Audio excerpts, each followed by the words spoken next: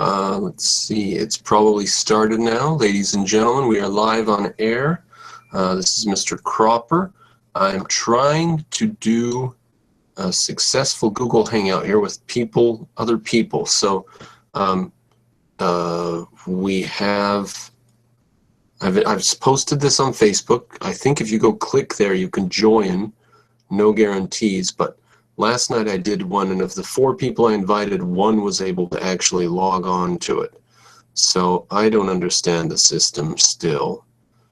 I guess part of the problem is that people have a name on YouTube I know them from for 10 years ago, and then they have their real name on Facebook, and that's different. And then some of them even have a third different name on Google+, so I'm keeping track of 30 or 40 or 50 different names just for 5 or 10 friends.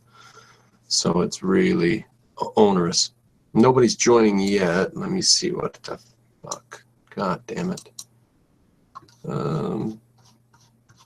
I guess I can't expect it to be immediate, huh? Oh, it's not even, what's this? Oh, lordy, lordy. I'm gonna try this, I'm gonna do this.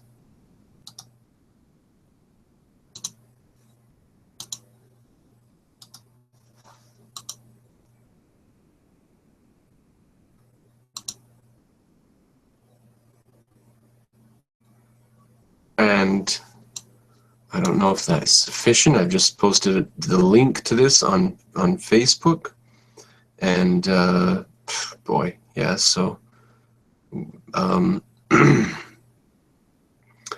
afraid to invite people, because when I invite people, it claims that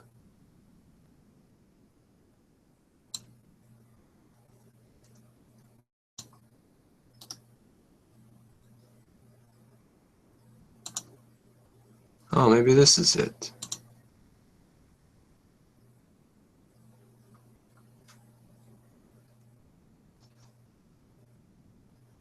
I'm gonna try it.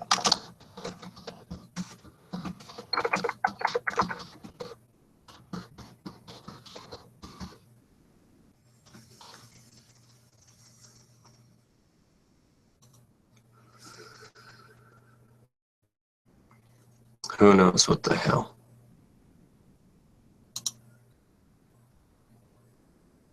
I'm loading. I'm sharing via email now. I don't even know if it's still. This is still.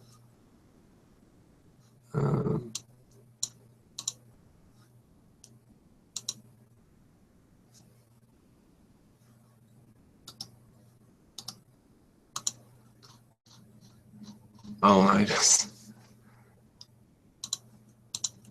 What a useless system. How do I find out where? All right. I think that the link I've just put up suffices.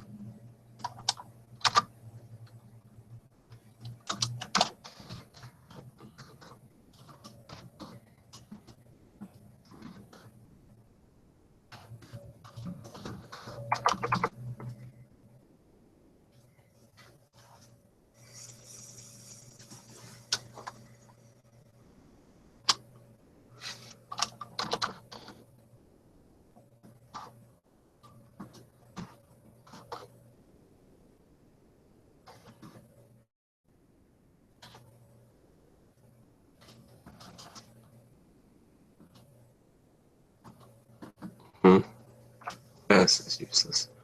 By Andrew the Red, because he's the only one I can figure out. I don't know if you're even on Andrew the Red. Let's see. I'm going to put my thing open over here on the side for comments. If anyone wants me to invite them, I really want to figure out how this frickin' works, because right now it's just, I just throw a bunch of mud at the wall. I click on 90 different things and click share and send on 90 different things, and someone's able to log on and someone else isn't. I don't get it. This better get easier in the future because I'm going to give up damn fast at this rate.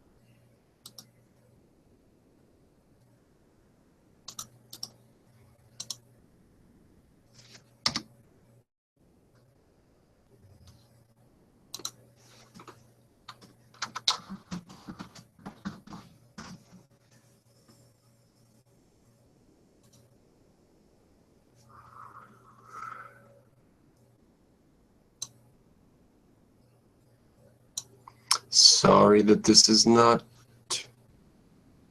that interesting so far, but it's just, it's not this. I'm going to delete this. Just trying to see if I can get it to work. If anybody can log on.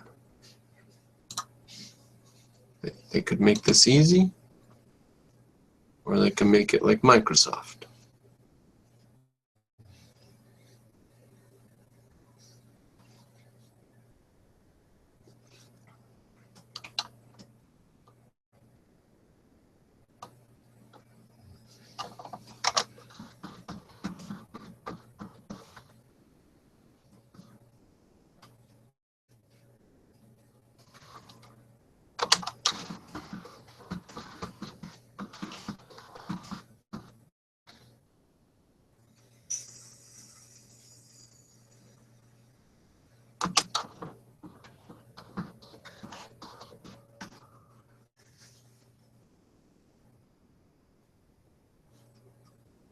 Okie dokie.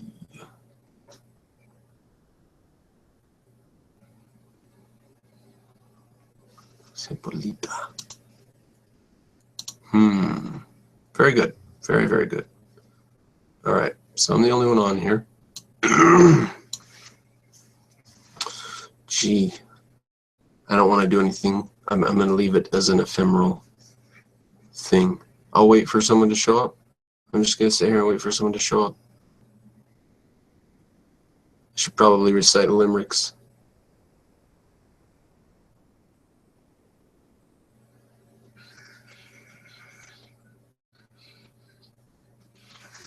Let's see. We'll do some limericks. Pardon me. There once was a man from Nantucket whose dick was so long he could suck it. He said with a grin while wiping his chin, "If my ear were a pussy, I'd fuck it." A regular one. He had a sister. Not everybody knows about his sister. Once was a girl from Nantucket whose pussy was shaped like a bucket, so big and wide and hollow inside that none of the young men could fuck it. I think Mononum has joined. Are you on, Mononum? Can you hear me? Can I hear you? I see you, I do not hear you. Are you muted?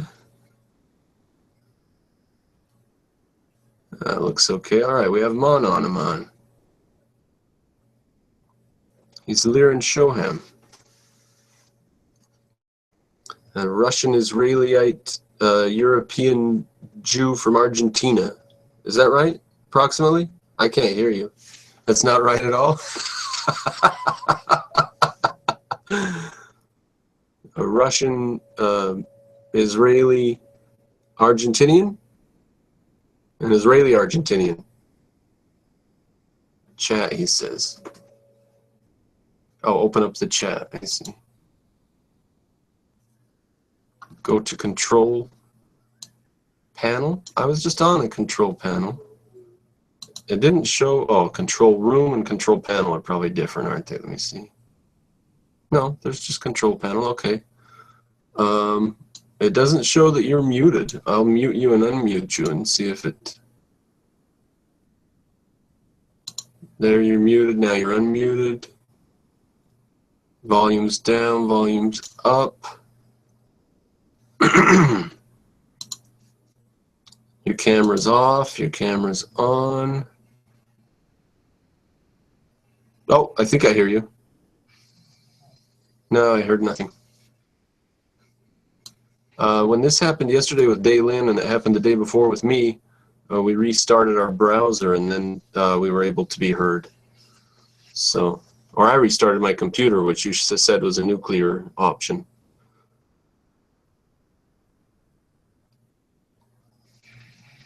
Latvian.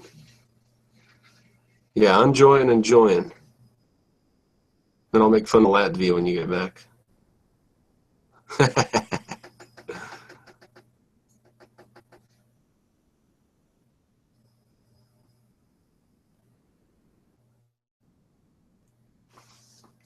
There once was a poor girl from Latvia, but I don't have any more. I'll work on that.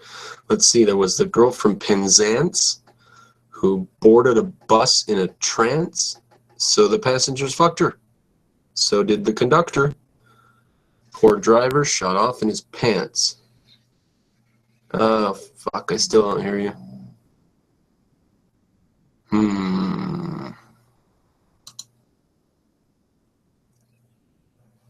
Oh, see, I knew there was. He says half Latvian, half Syrian, half Tunisian. So he's 1.5 people. That's a big man. All right. Syrian. All right. I heard Syrian is a serious country.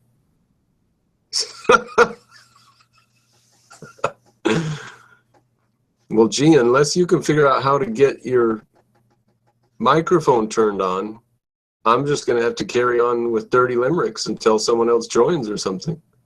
I have a lot of dirty limericks, so this could go on for hours.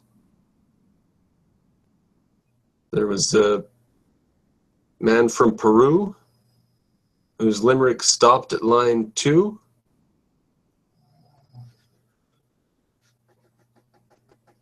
Un peruano. Ich habe keine Ahnung.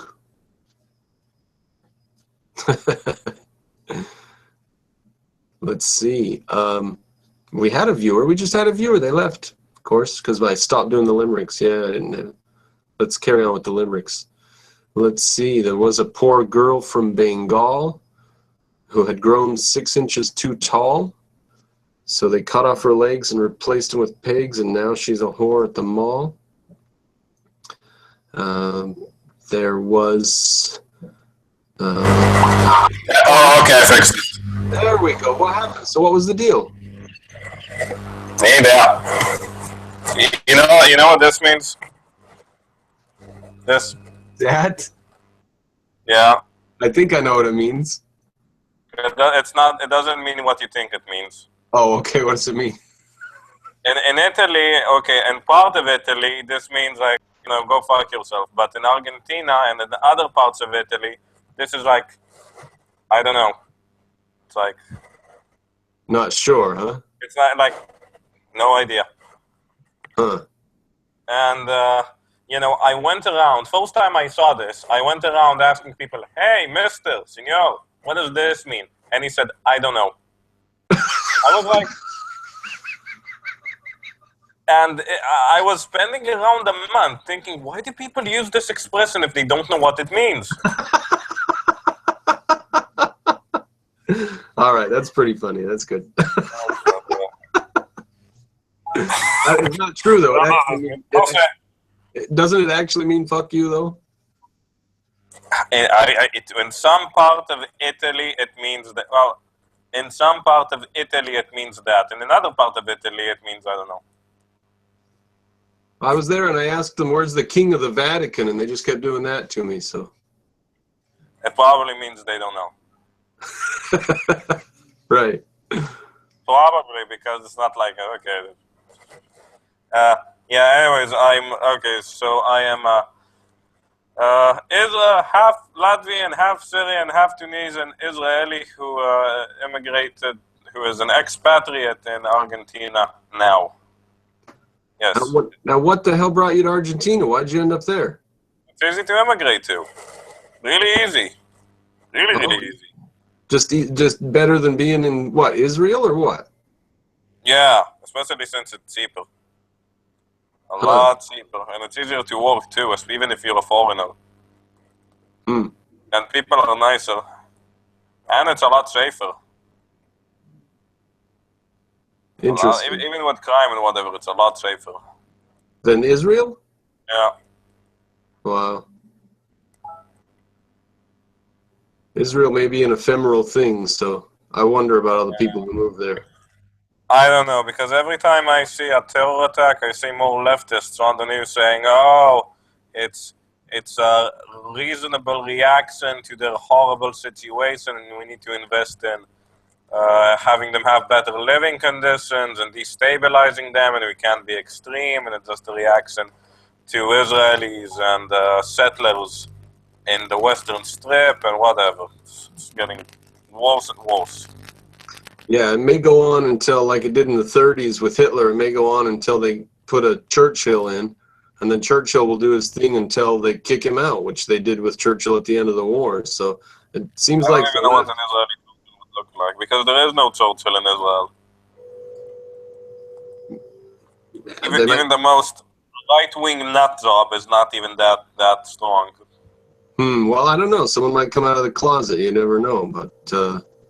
Well, there was one guy who was pretty definite about it. He said, let's do this simply. All the Arabs, we should transfer them to their home, to other Arab countries. He got assassinated, so he's not around. I see. Well, you know, the problem, a lot of those damn Jews are very leftist. They're Marxists.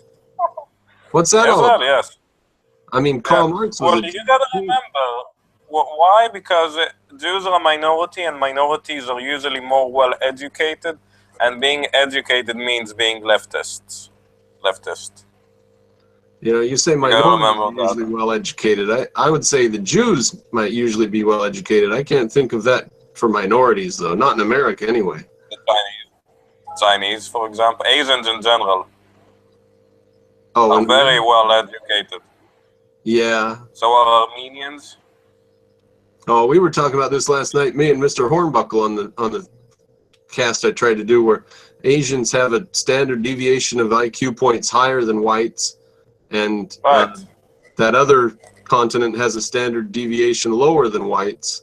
And so I don't know if we should be upset that the Asians are smarter than us and should require some sort of hobbling on their minds. Don't let them learn math or something. Affirmative action for white people. Asians are taking all our math. Yeah. If you think about it, Asians are the only really white people, because their skin is actually white. We are pink. No, I think they're yellow. If no, they're not yellow. We're yellow. You're yellow.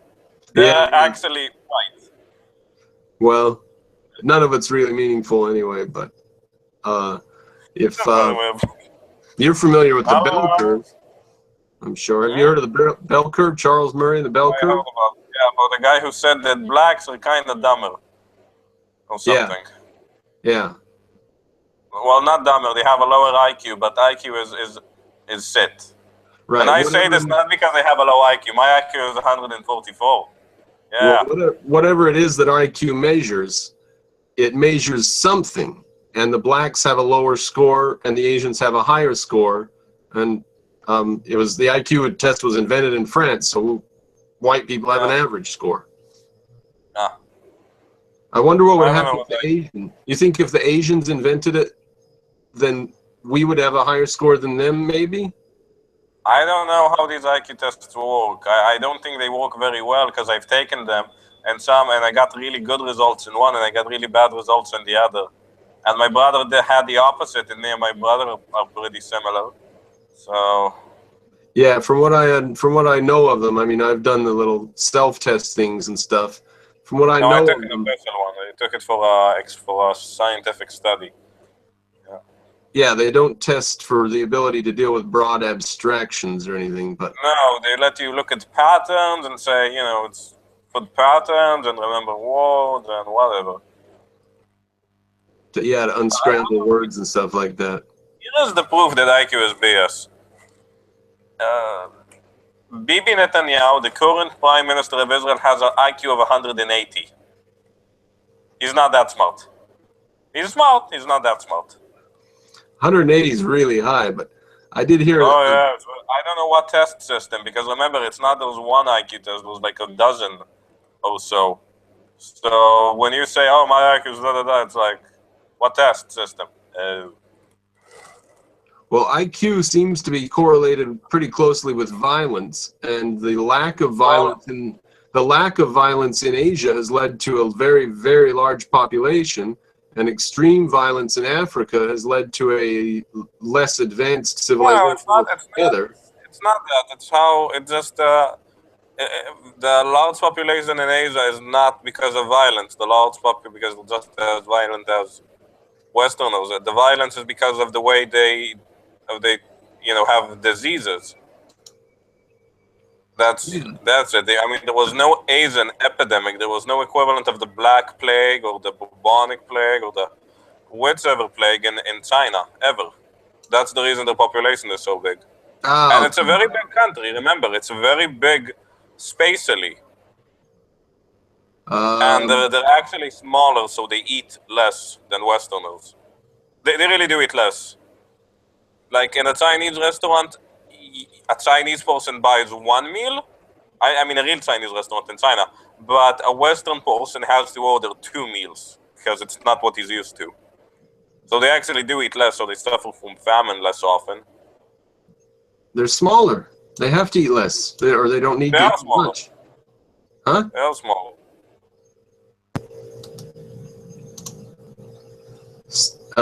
So they can have a larger population on a smaller agriculture. Yeah, I suppose so. That stands to reason. They're not small. I mean, they're not short. Well, they are kind of short, but not compared to some people. But they're not usually heavy-set type of people. So it's pretty obvious they're slender. Every Chinese person I met can eat a lot and not get fat. Not everyone, but a lot of them. Lucky bastards. They can eat what and not get... They can eat a lot of food and not get fat.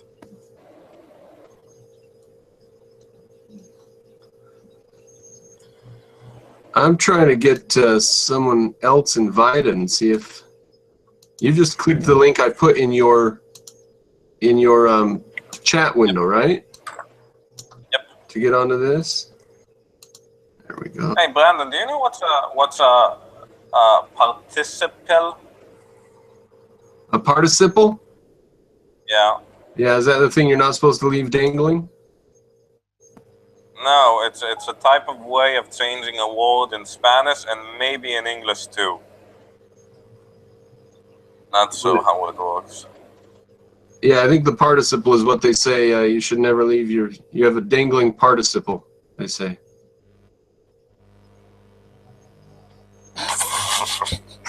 A dangling participle. Have you never heard that? I don't know. I'm very bad with grammar. No, never. Oh, man. Oh, here we go. Asians. What were we talking about before Asians? Well, I am sort of distracted. Oh, yeah. Why are you the leftist? You have to remember that Israel was in the 50s and 60s was pretty much like Venezuela if you take away the crime. Like seriously, there were food stamps for everything. That's how it operated. Food stamps. Because it was so collectivist. Now, when did they switch around and get their shit they in order? didn't switch around. It just became practical because the Americans pushed it. It was early 80s, late 70s that it started being more free. But it's still the same attitude in people, so it doesn't matter.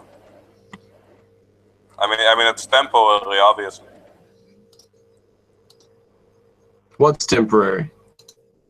The relative economic freedom, because Israelis are very collective when it comes to economics and almost everything. Yeah, the kibbutz was a obvious Kibbutz. kibbutz. Kibbutz. Yeah, little Russia or little Soviets. You have to remember that, like, Soviet Russia was Israel's best friend with America in the 50s and 40s. Yeah. Until the 60s, it was Israel's best friend. Well, I mean, best friends, like, always just ready to club them. They hated Jews. Well, no, that came in the 60s, but they did actually give support. They did sell weapons to Israel at one time. Yeah. Well, yeah, I mean, that's so different. They did actually help. For a Russian to say, I'll sell you this is different from saying they support you. Well, kind of, but they did help in the UN vote. The original UN vote of, you say yes, yay! And they probably thought that they could be long-term friends with Israel. They need friends. But yeah. Here's an example. The biggest youth movement in Israel, everyone is in a youth movement, in a youth group, was the Pioneers. And they had a big picture of Stalin in their mess hall. Can I believe that? Stalin, huh? Yeah. Long enough ago that they didn't know what he had done? I think they didn't care. No, they probably could have known. They just didn't care to find out.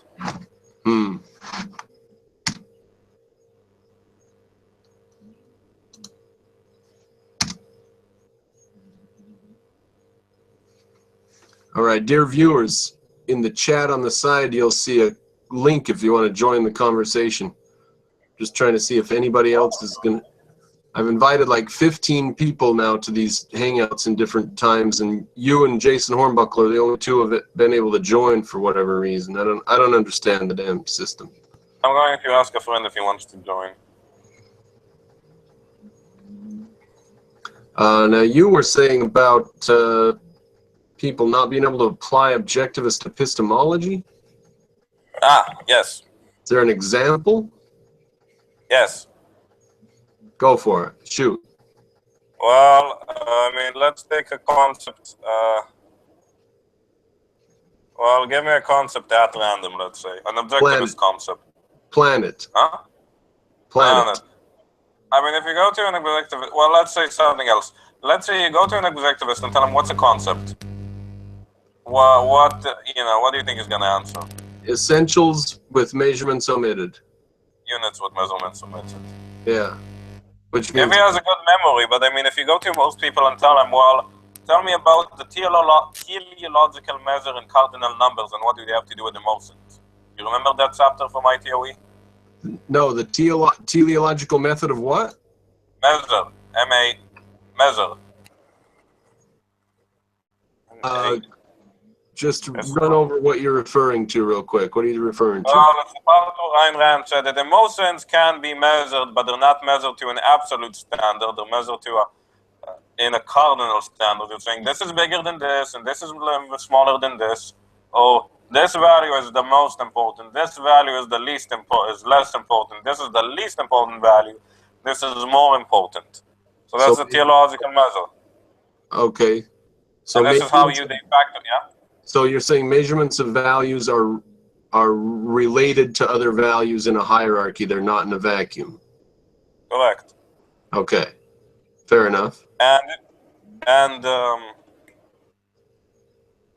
if you go to most objectivists and tell them, can you measure ideas and emotions? They would say, no, of course not. Right. I don't blame them. It doesn't seem common sense. But really, if you are an objectivist and you try to apply objective thinking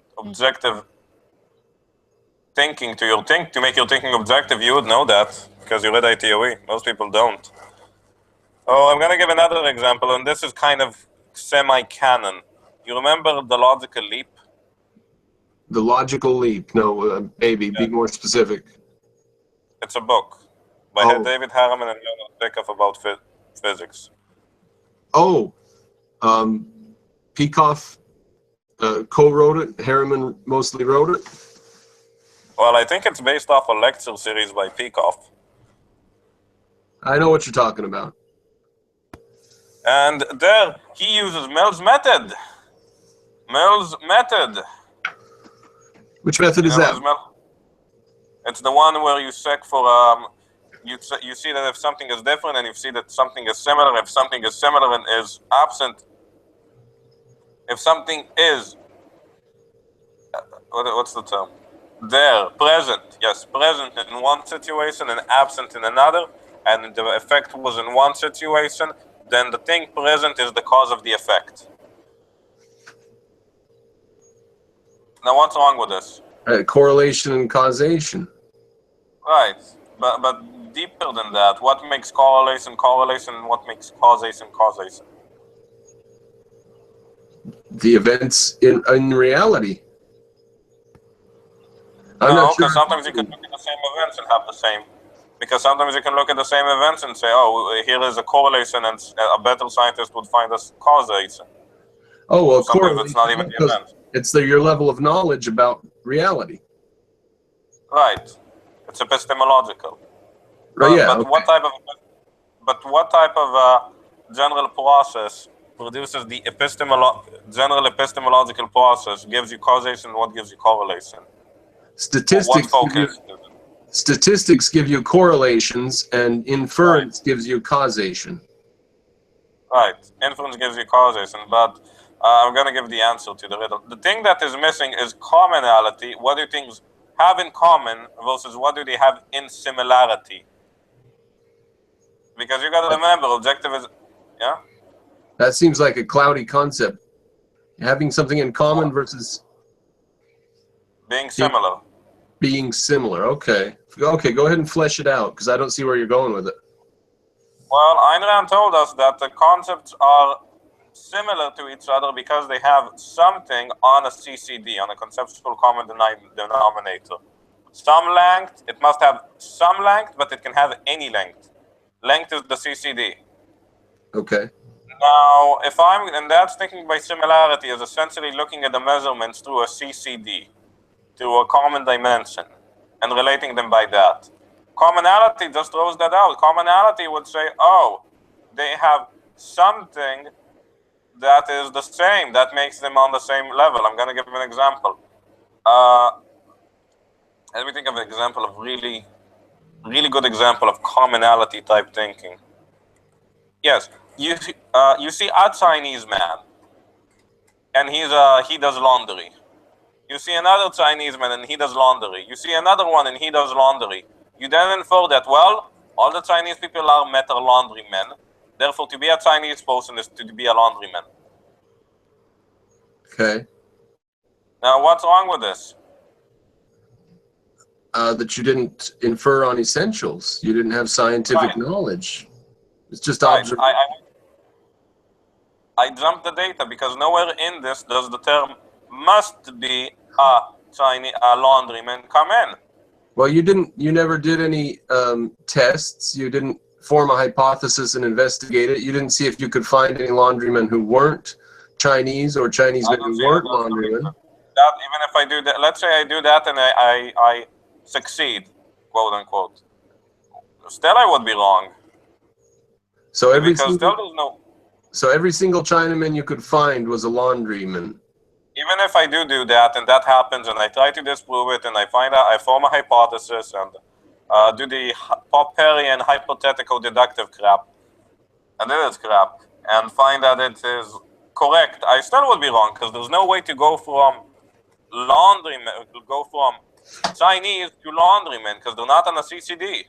All right, well, let's talk about like a small town in California where there are 4 or 5 laundromats, and all of the laundromats are run by Chinese immigrants, and there are no other Chinese immigrants besides these 4 or 5, and there's a little 12-year-old Let's say in all the world. Let's say it's like that in all the world for the argument's sake.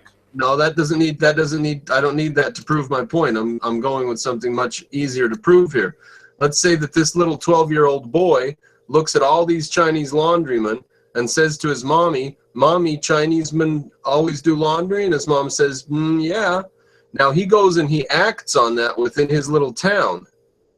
He basically does have true knowledge of the world within his little town and within his little world. No.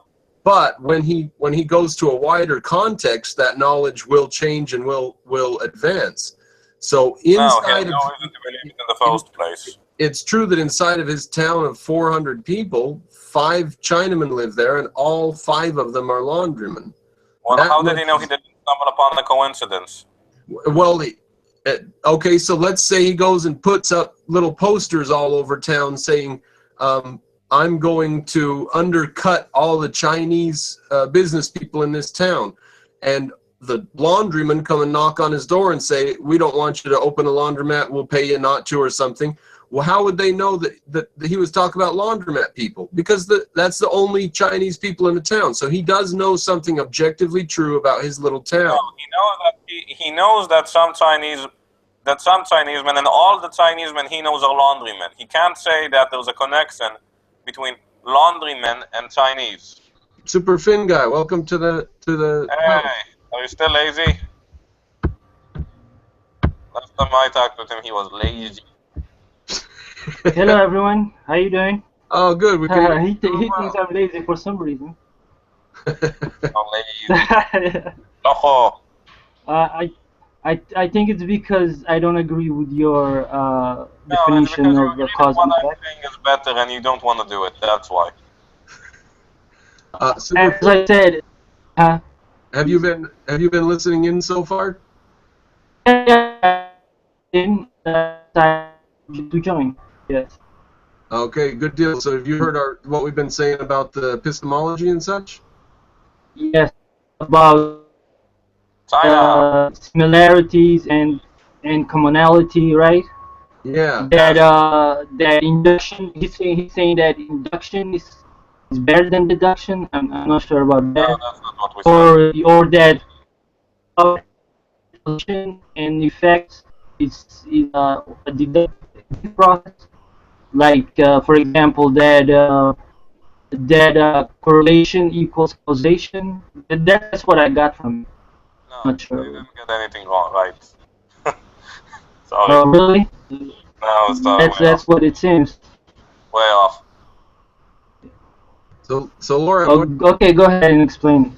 Yeah, go ahead and flesh out the point you were making about commonalities versus similarities. Well, the point is, knowledge is conceptual knowledge. That's its form. That's how it's packed, quote unquote. If you want to know what a thing is, you have to think about it in a conceptual way and bridge one instance with what it means to be that type of unit. And you can't do that with anything other than similarity and differences. You can't say, oh, here's a Chinese man, he is a laundry man, and somehow go from Chinese man to laundry man. They just don't meet. It's conceptually impossible to go there. It just doesn't work. It could be like, I'm going to give another example. It doesn't work in your context, but in the context of a little boy who knows nothing but Chinese laundrymen, and every Chinese man he knows does laundry, and every single laundryman he knows is Chinese, then within his context, it makes perfect sense for him to assume that that's the case. And until he has a reason to believe otherwise, shouldn't he accept the reality he sees? No, because he has no reason to think that Chinese men have to be laundrymen. You say that from your context, but he doesn't say that from his context. Okay, how can he justify his? How can he justify his? Because from his context, it looks like a law of reality or something. He doesn't know any better and doesn't have any reason to believe otherwise until he does have reason to believe otherwise. He doesn't have a reason to believe it originally. Because every example he sees is that kind? How is that connected? Yeah. Maybe it's a fluke. Because remember, there are flukes. How does he know he didn't run into a fluke? Or a coincidence? Right. He has to give, he has to give the onus. He has the responsibility of showing that the thing he described is not a coincidence, but necessity from the nature of the entities. And he can't do that. It's impossible. Well, could we do it with something like lightning? Yes, we can also do it with that. Well, What do you mean by light? Yeah, go ahead, go ahead. Lightning. Let's think about lightning. Let's talk about Benjamin Franklin wanting to prove that lightning is electricity. Right. Remember that? Benjamin Franklin wrote off all the qualities about lightning that he can think of, and he found that they have a striking similarity to the qualities of electricity. So he took a jar that was known to be able to store electricity. Leyden jar. A Leyden jar, that's the name.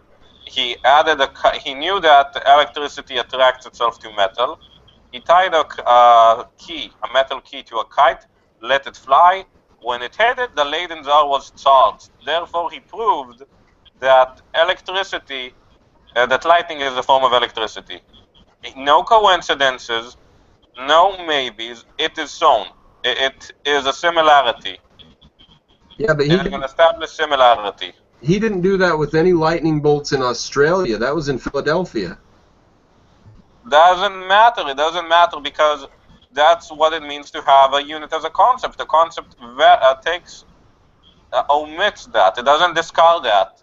It omits that because it needs to have some location, but it can have any location. That's what it means to be a lightning bolt. All right, so we're on definitely. That's all flush and fine. But where do you take exception? What were you saying earlier about similarities and commonality? Commonality. Mill's method never reaches similarity because it's not part of Mill's thinking. And that is very bad to hear someone like Dave Harriman say that's how science is conducted. Because let's try to apply Mill's method. We would eliminate factors, okay? Factors. Yes. Yeah, we eliminate factors. That's Mill's method. On what? I don't understand. Go ahead. Let's say we want to understand stomach problems. Okay. So we see a guy and he drinks lemonade with ice. He goes to Bolivia. And in Bolivia, he drinks the lemonade with ice. And he says, oh, I have a stomachache. And he goes to Bolivia again. And he drinks, what do you call it? And he drinks Coca-Cola with ice. He gets a stomachache again. He goes to Bolivia and he gets beer with ice. Oh, beer with ice, horrible. He gets orange juice with ice. Okay. Gets a stomachache again. He concludes, oh, it's the ice that's making me giving me stomach problems. But you know what it is? Everything in Bolivia gives you stomach problems. That's not a joke. It's true, by the way. What did David Harriman do with using this method that you take exception to if there was something? Well, how would you ever... Because, I mean, this method requires omniscience. It requires you to know all the factors, and the factors are sometimes clandestine or clandestine, meaning not seen. Well, what's so you'd have to be... Huh? What's an example that they went awry on? I don't know I don't remember the example he gives for Mill's method in the book. I don't remember, but he does give one. And he gave one, but it wasn't that.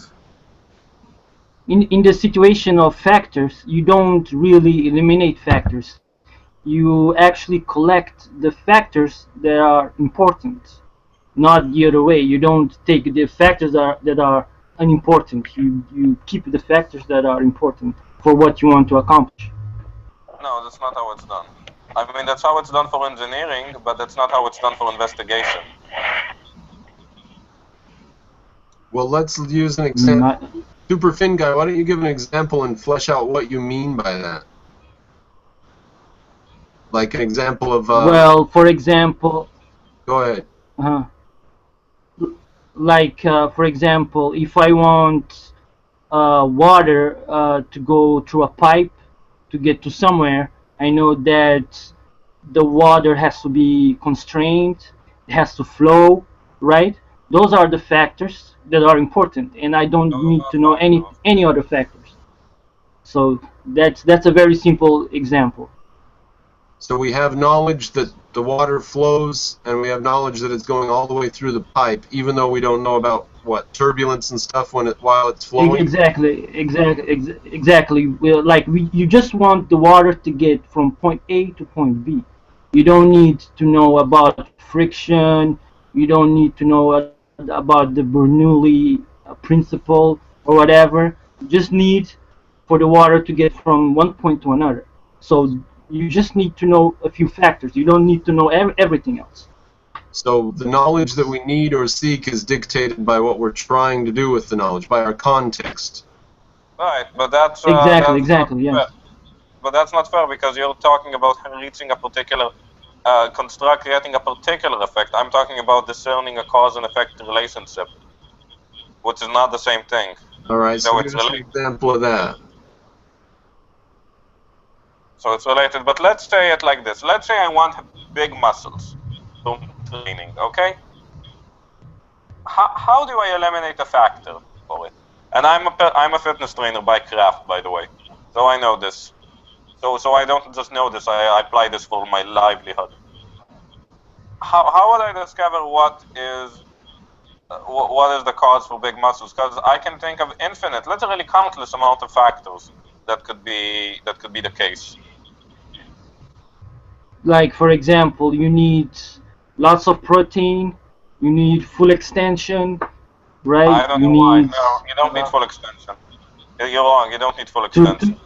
I have very good results to without get. using without using minimal extension too. So it's not to do with extension. Oh, really? Yeah, Okay. But I from started what doing I dynamic learned, physics and very interesting stuff. and what I apply, I always do full extension when I lift. You know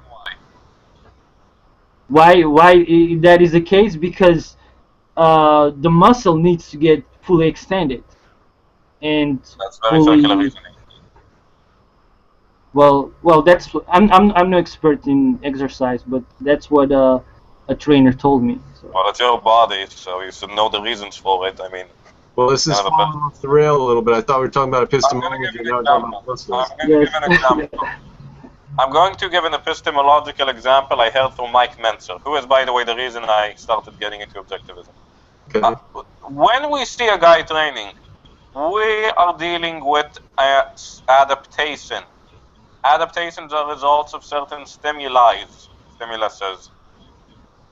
What is the stimulus for the adaptation? We know it must be active physical activity of some sort, because if it was no physical activity, then it would have no discernible cause.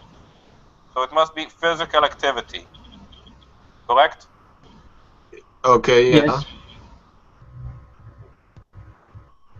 Well, we can single out types of activities. We can single out, two qualities of activities. We can talk about the volume of the activity, or we can talk about the intensity of the activity. Now, if you want to get tanned, what do? Do you go for 5 hours in Norway, or do you go for 5 minutes in Cuba? 5 minutes in Cuba, right? But the tanning booth. Of course, because there's no 5 minutes in Norway is nothing, 5 hours in Norway is nothing. 5 minutes in Cuba is something, it's a tan, and 5 hours in Cuba is getting boned. So we can say with impunity, with certainty, that the time or the amount of exposure is irrelevant. It's secondarily relevant. It's only relevant to the intensity of the exposure. This is also holds true for medicine. So you think that holds true for muscles? Intensity is more important than time? Yes. Because let me tell you, I used to work in moving, moving big, heavy stuff. And the guys who work in moving work a lot physically, but they're not strong as other people. In fact, they're medium strength más o menos, more or less. Because they don't do a very intense workout, they just work out a lot. Well, they don't work out a lot, they do physical activity. Oh. I don't get. So I can tell you I'm not following you. Are you going to tie this together? I don't see where the epistemology is going. I don't. Yes. So I just showed you. I demonstrated that intensity of effort is the factor of exercise. Is the cause. I just demonstrated to you. Okay. Or explained it. Well, And I can say as a generalization, muscle gain depends on intense exercise. now you're talking about muscles and exercise. I was talking about epistemology earlier. I'm talking. Look at the Okay. process. Look at the process I used to Uh, establish that muscles grow by intense exercise. Look at the process, not at the. so your tanning exercise was referring to that time and the location are not important. What's important is intensity of No, the the location is important of because the location is the intensity. Because different places have different intensity of sunshine or different degrees. okay. I just showed you, without a shadow of a doubt, you'd have to be crazy to not believe me because it's obvious that intensity has something to do with the stimulus and adaptation, and this applies to exercise as well. This Yeah, is true. our proof. Okay. Well, So the this is an amount, example of conceptual proof. It's a conceptual proof. It's not, it depends on, obviously, on observation and understanding the observation. It could be very sophisticated, like in advanced science, but this is the start of science, so it's quite simple. So I just showed you, by using conceptual reasoning, what is the cause of muscle gain and what is the factor in exercise. well, in my case, for example, I could explain the same thing, but in a different manner. For example, saying that it's the intensity, it's the amount of solar energy that's the important factor, right? So it's what is your point? What's new here? What do you mean? Can you rephrase the question? What's your name? His name's Super. My name is Super. Yeah. Mr. I'm gonna call you Finman. from now Gato. Yeah, from now on you're Gato. What was that? From now on you're Gato. El gato. Okay. No, sorry. Okay. Yeah. Okay. Gato. No. No, Gata. I prefer gato. Thanks. You're Gata. No. I prefer gato. It's obvious it's a fixed cat in your profile. Yeah.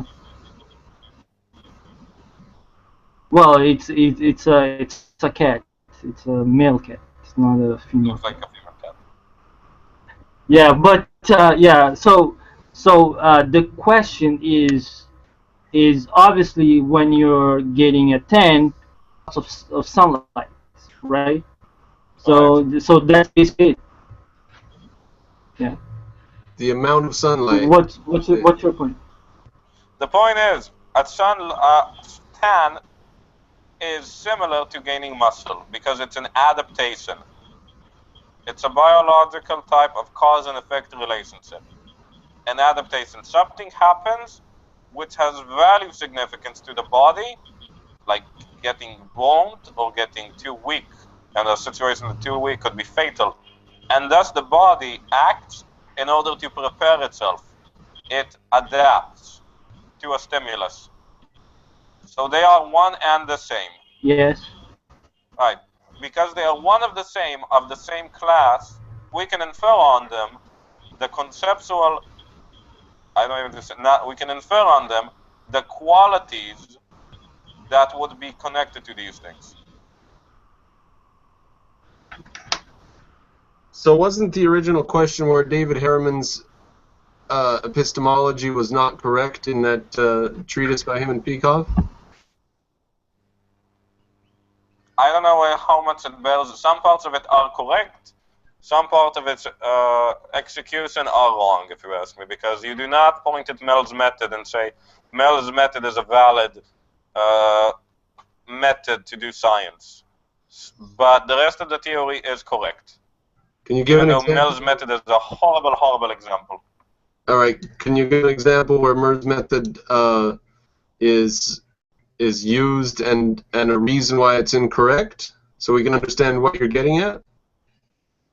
Yes. Let's talk about the Chinese guys. I mean, I gave you the example with the Chinese guys. You wouldn't be correct in saying, well, Chinese are whatever. Or let's give you an example about diet. Actually, no, I'm not going to give an example. I'm going to do something better. I'm going to give an argument why it's not correct. Because to find out factors, you have to already know something. You just do, because some factors are hidden in clandestine or clandescent. Which means you're going to have to know all the factors in advance, which would require you to be omniscient. Omniscient is a non-standard. It's not a standard of knowledge. Therefore, we can throw Mills methods in the trash, just for that reason alone. I think. Well, yeah, you need some context to place your observation, right? Yeah, you can't just say, I need to know about how water goes through pipes, and therefore I need to know absolutely everything about every single way that water flows through pipes. You just need to know as much as you need to know for your particular situation. Yes, exactly. Only one factor. Well, why do you say you need to know an infinite number of things? Because there can always be a hidden factor. But why do you need to know about that? Because if not, how do you know you eliminated all the relevant factors? Because the water flowed through the pipe. Because that doesn't exactly, you got what you want.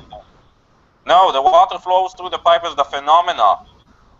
I'm asking you what's the factor because leading. We turn on the hose and water came out the other end, and there may be turbulence inside that reduces. And therefore. But we still can't name what's the cause. So there may be a lot of things we don't know or understand about what's going on there, but by Mills' method, but at least we know that water went down the pipe, right? We're gonna eliminate all the factors we're not gonna know. But we don't need to know them. The water came out of the pipe. Well, how do we find out that we're dealing with relevant factors then? Because the water came out of the pipe. We were trying to water the grass. We were trying to water the grass, and even though we don't understand turbulence, we still were able to water the grass, even though our knowledge is not sufficient to the task, according to you, under Murr's method or whatever you're talking about. Well, for example, I know. Yeah, so for example, I know that food is nourishing because I've seen that.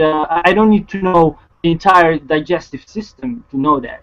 I just know for observing the facts that food is nourishing. So.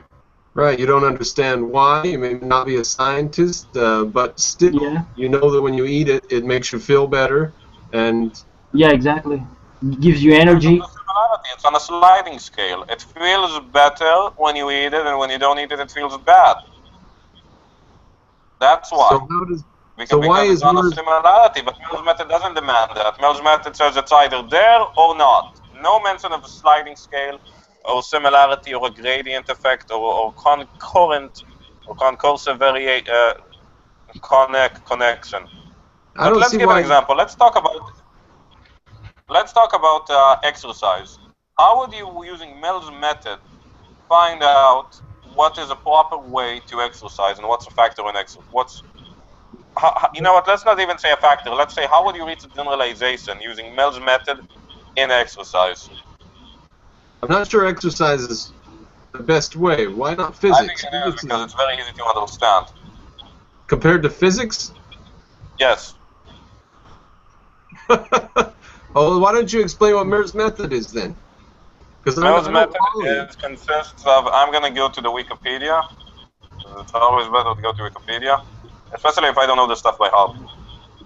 Mills' method has two parts. Mills' method. There are 5 methods. 2 of them are just a direct method of agreement. So, if 2 or more instances of the phenomena under investigation have only one circumstance in common, the circumstance which are alone, all the instances agree is the cause or effect of a given phenomena. How do you know you didn't run into a coincidence? How do you answer that question? How do you know you didn't run into a coincidence? Because you have to prove you didn't do it. The onus is on you. Yeah. You're asserting the positive. It's so it's not arbitrary. It's sort of like induction. The Mills' method is induction, right?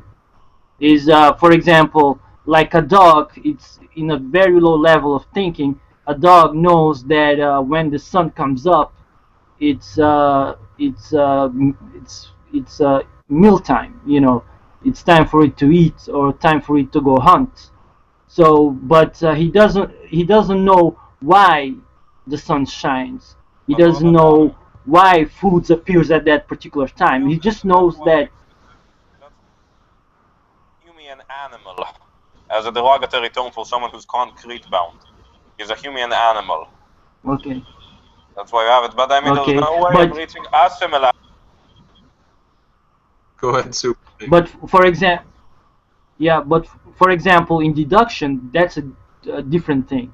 You know the reasons for why something happens, right? You do, but how Like do for you example, explain- one person can say, "How do I get to that point?" understand the world in a different way than animals, other animals. How do they understand the world the proper way? That's the burning question. This is Well, the first it's, part of the method, and you can see that it just looks at a thing in common. You can never look at it and say, well, how do you know it's not a coincidence? You can't do it. You just can't. Sorry. Well, Because you you just look at things in can, you common. can. Never argue. It's similar to each other, and concepts would very, take apart non-essentials and think that vary within them. Can't do it here. Impossible. Because you never reach Well, concept but- with this thing. It has not. Well, they might be they have something in common, but we know like the processes, the way that the world interacts. We know that one thing causes another. It's not just comparing two things based on time. You know, this thing happens, so this one will happen later. I disagree. That's not what cause and effect is. Cause and effect is a thing has a certain nature No, I'm not. and must act. I'm not saying that's cause and effect. I'm saying that cause and effect is once you know that something leads to something else. That's what I call cause and effect. Wait, I have a phone. Can you wait 5 seconds? A phone call. I'll be back in a minute. In the meantime, Okay, sure. read this method and get a logical leap if you have it. So I don't Yes. see exactly what his gripe is. Do you see what he's getting at? Not really, not really. Maybe he's trying to prove that that you can't prove cause and effect, that it's just based on similarity and commonality. Those things. What's the difference between those two things? I'm not sure what he's getting at.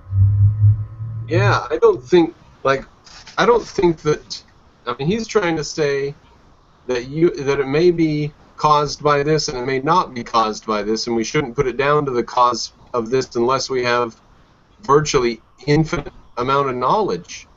Exactly, but that's not the case. We are That's not the case. We don't need infinite knowledge, and there's no Yeah, situation where we can get it. So this So thing will because as it says, Let me give you an example. Okay, go ahead. Yeah, let me give you one example. Like when I started learning programming, first, I didn't know all the functions, all the syntax of the language, of the programming language. I just knew what I wanted to do, and I learned those specific functions to get to the results that I wanted. So I didn't need to know all the other functions of the programming language. just to make one web page or something, you just needed sufficient knowledge, right?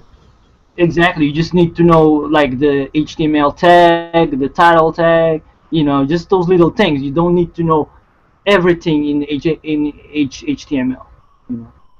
So, but that's not what Because, I'm for talking example, about. Deduction. You're talking about deducing something. I'm talking about inducing something. okay, yeah, so, yes. You're talking about deduction. That's how it is. so Now, one second. let's induce higher tides from a full moon. Right. And you're saying that we Now, could we never were do not that. justified in saying that up until the point that we could explain gravity, the gravitational effect on the moon. Before that, it was just something that happened. We couldn't explain it because we couldn't connect it conceptually to anything. Even though they knew that when the moon was full, the tides were higher. Yes, but they couldn't say why. There was no connection to it. Well, I think when you have knowledge about reality, that's real knowledge, even if you don't have infinite knowledge. No, because how do you know it's not a coincidence? It might be, but it's still real A knowledge. regular coincidence, there is such a thing. Remember, if it's not a regular coincidence, it's not knowledge. It could be a very... by the way, coincidence is not a fluke. It's more than that. Coincidence is something that happens without any knowledge of why. Yes, yes. And you can't say that. You can just say when it... Go ahead, Superfin. Throw something in there. But I'm trolling his volume, so I'm trying to let you have a chance to say something. okay, like for example, I think knowledge is a function of, for example, of the level of probability. If something is 50% probable, completely. Well, for example, you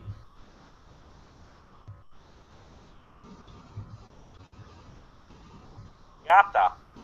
Come from knowing something originally that is definite. That's how probability works. So we can't say, oh, knowledge is probability. It's 99% true. No. Knowledge is 100% or nothing. It's either true or it's not true. No, I think there are levels of certainty. You know, like for example, I know that the sun rises every day.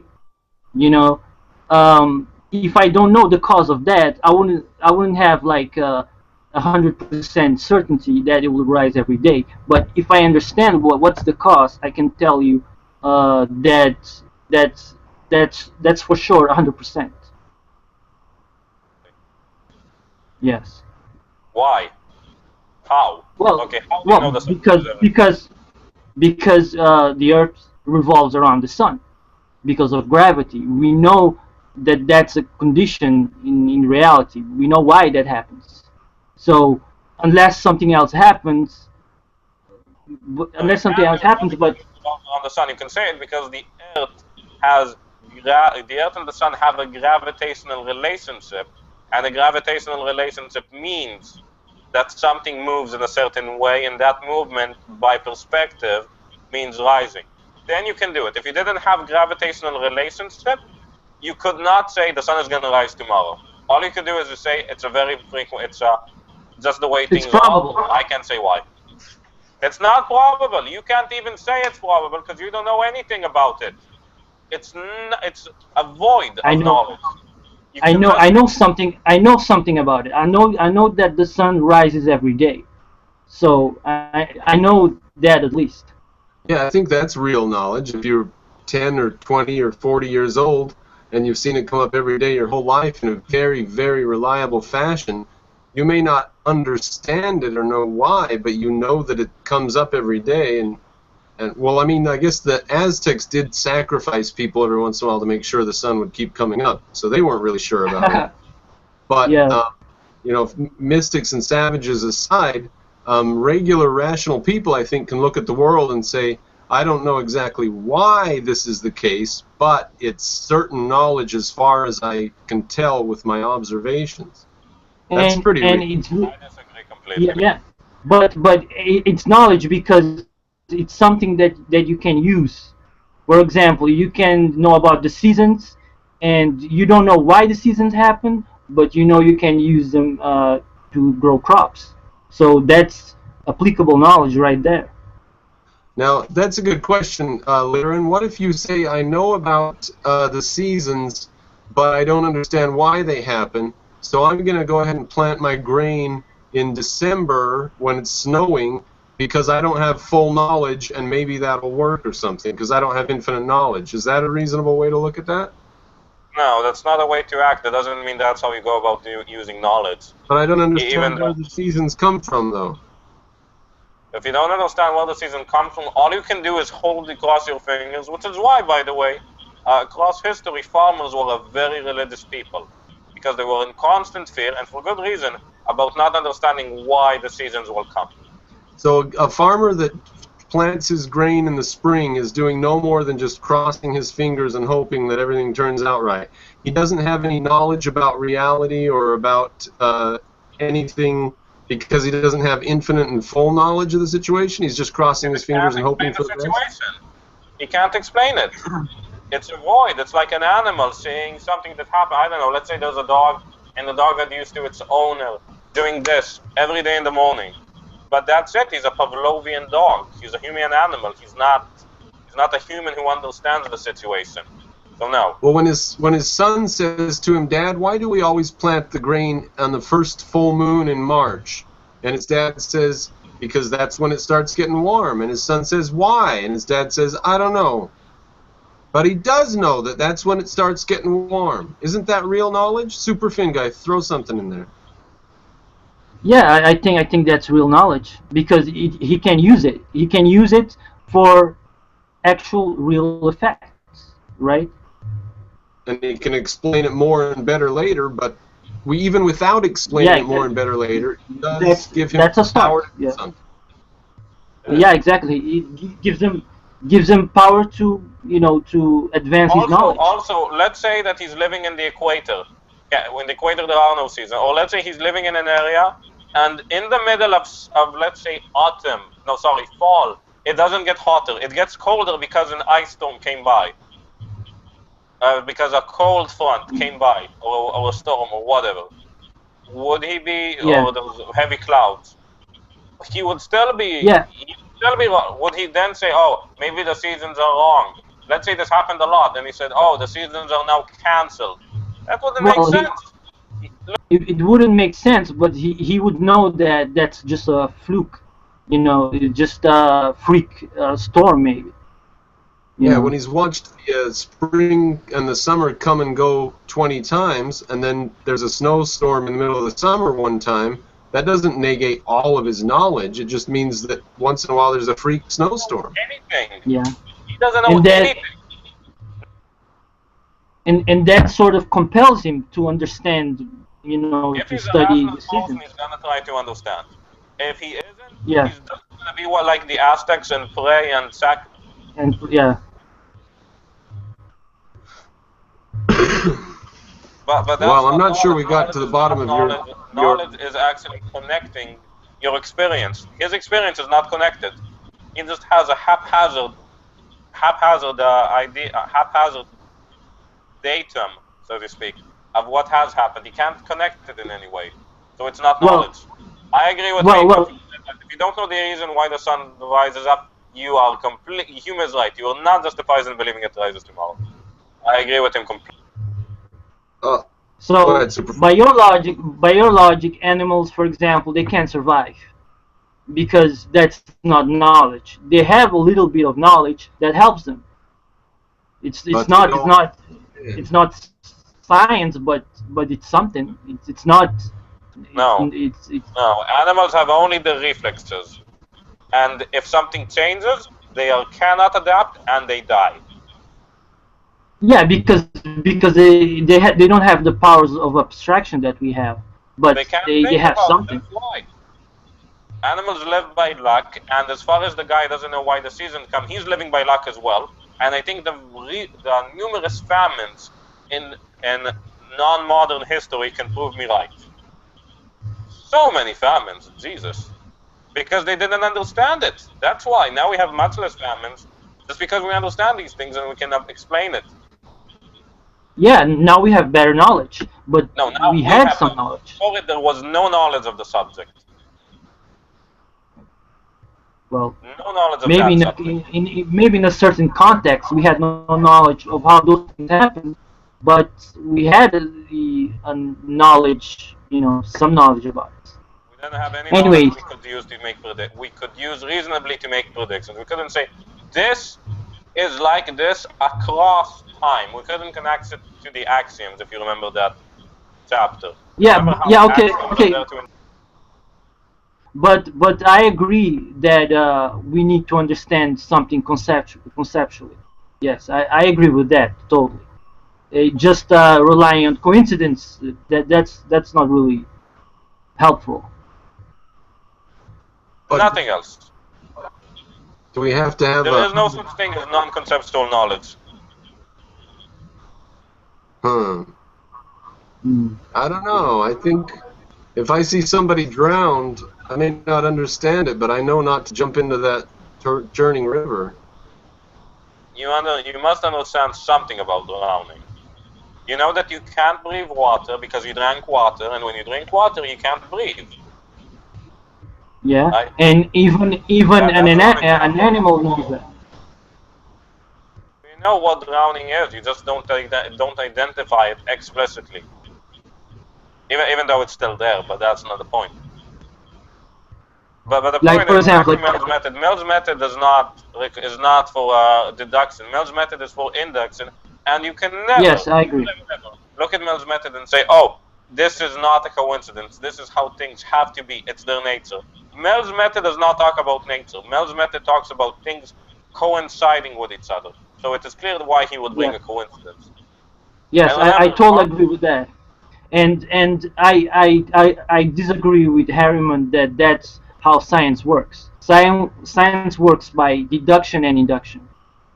it works by induction I don't. mainly, So and I don't. Only? induction secondly. That's how it works. I would go so far as to say that.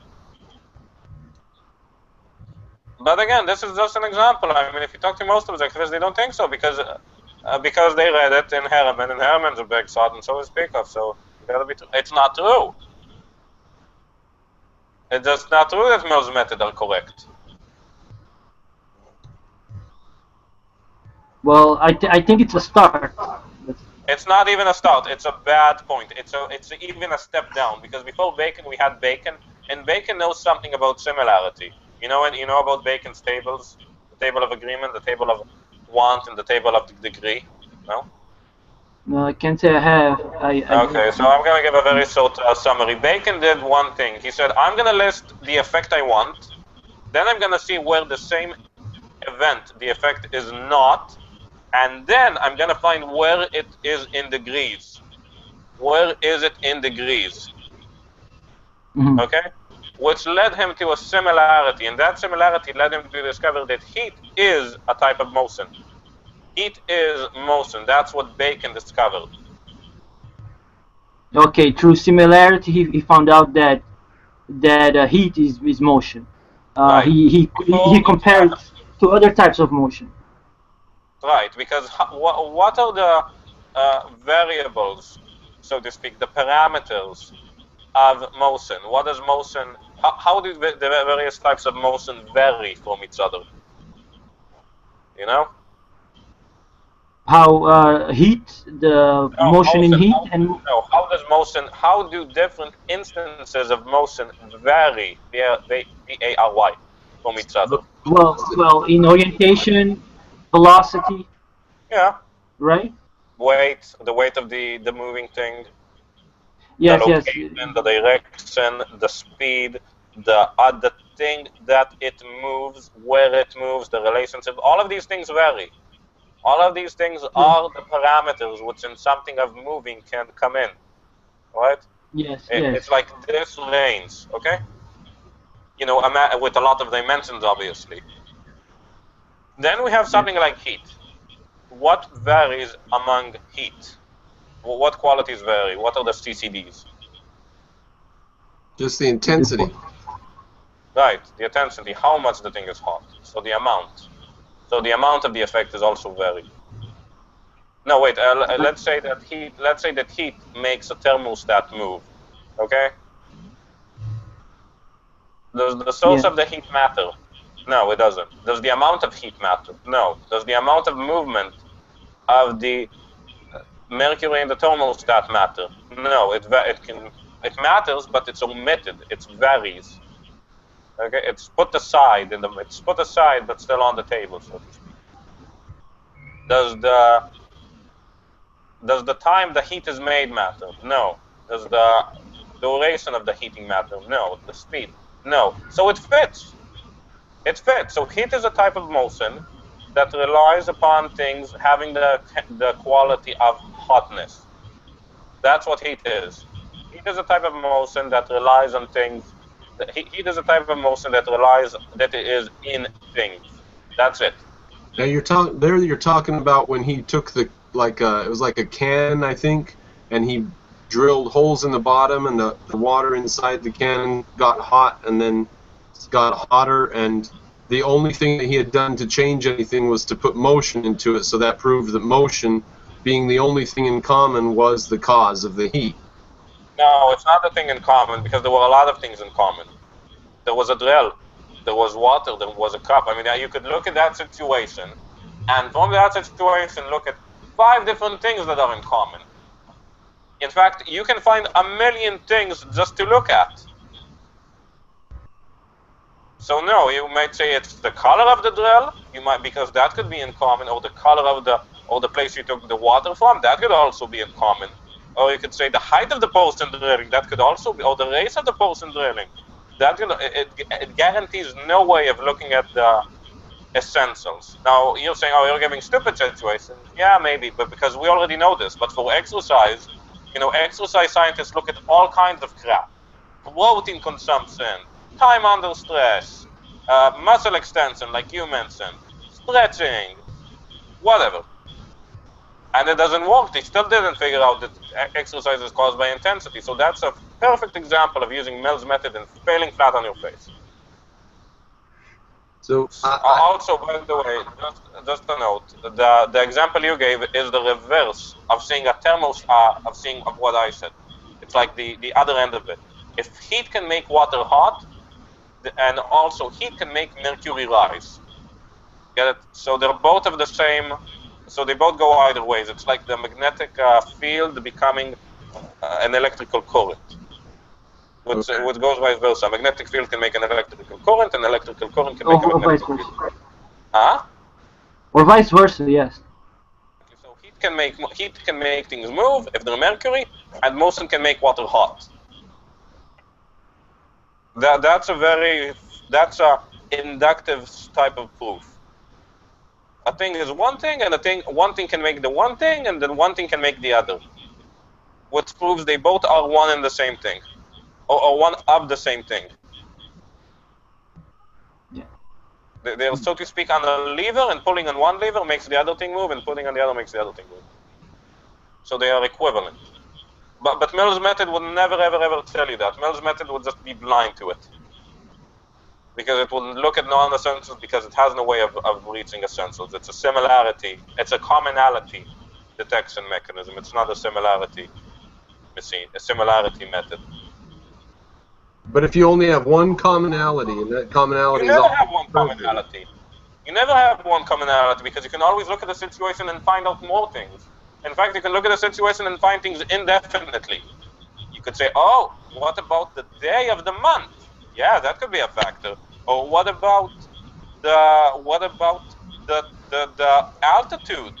That could be a factor, and we know it is to a certain degree, but that's not what it meant. Or what about the timing, or whatever? What about all those things are in common also. So Mills. What about the trial and error method? What do you mean by trial and error? I mean any method that tries and then refines itself.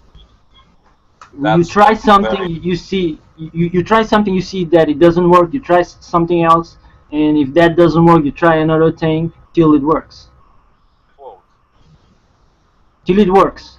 Why did it work? I mean, you see it works. You see something happening, but you can't explain why. Maybe it's a fluke.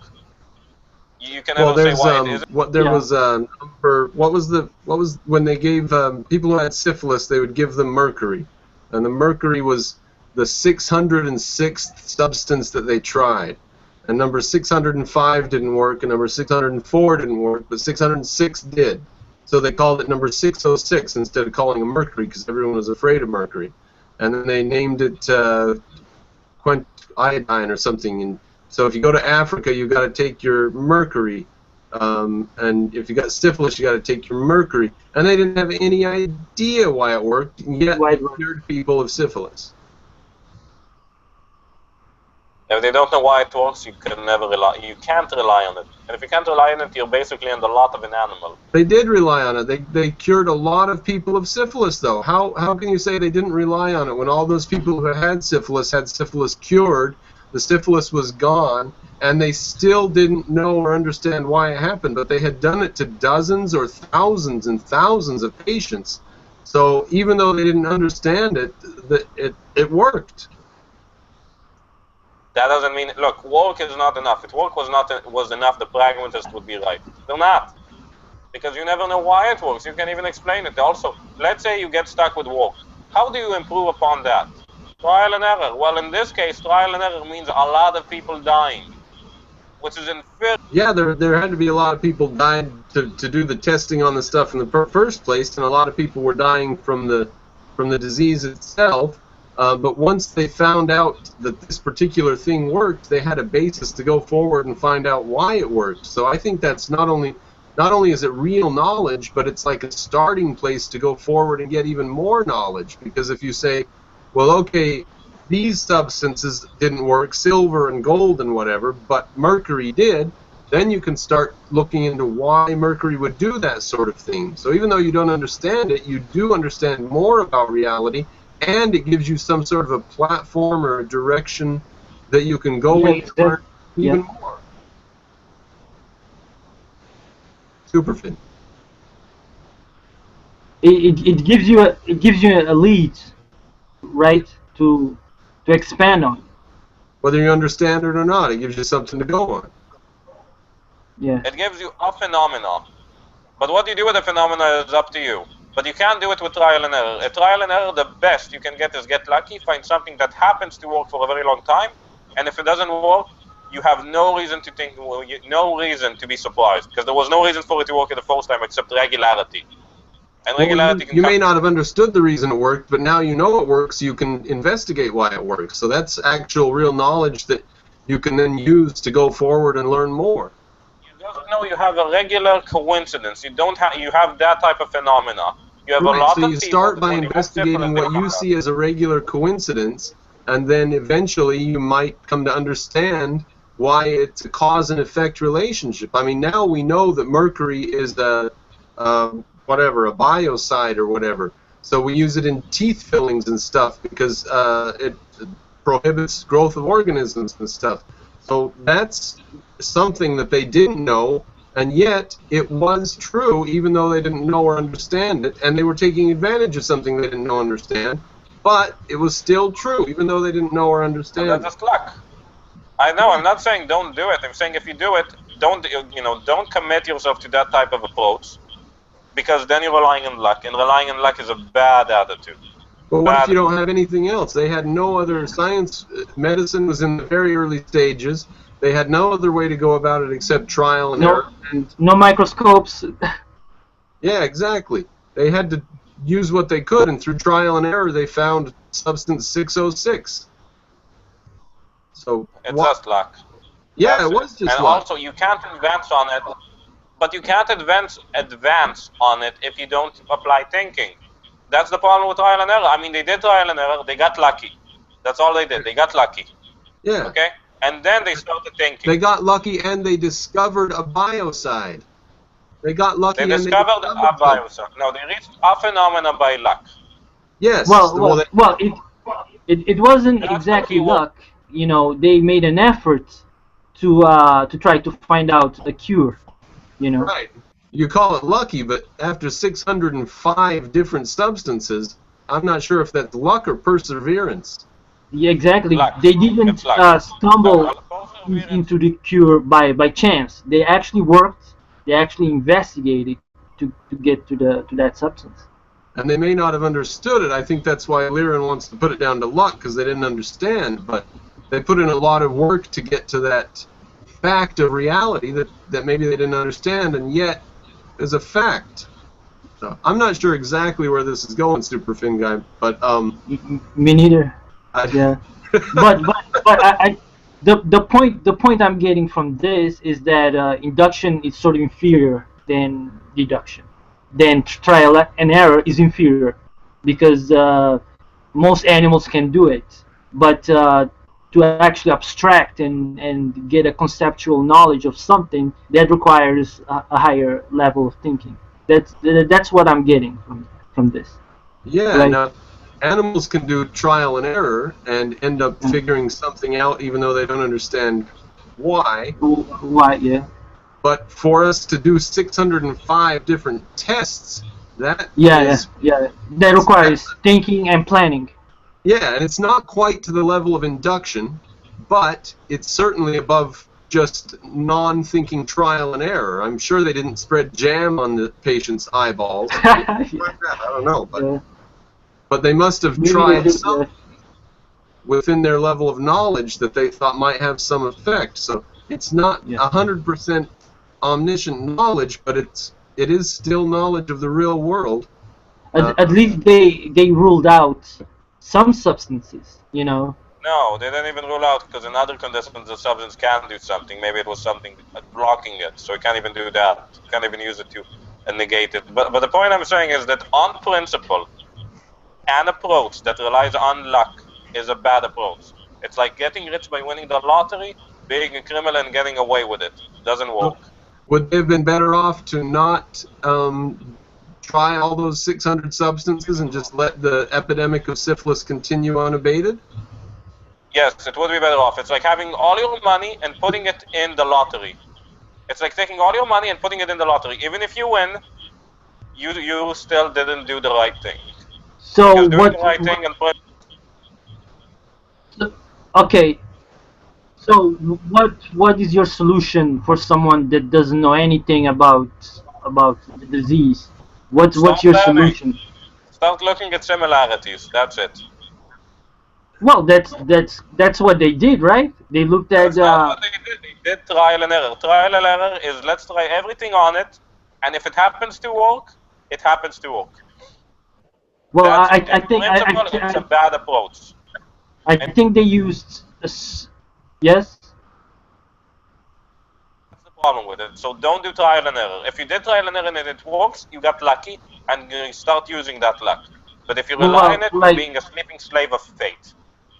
Like in my case, I use trial and error only as a last resort. When I have sort of like no clue what I'm doing, I try and error.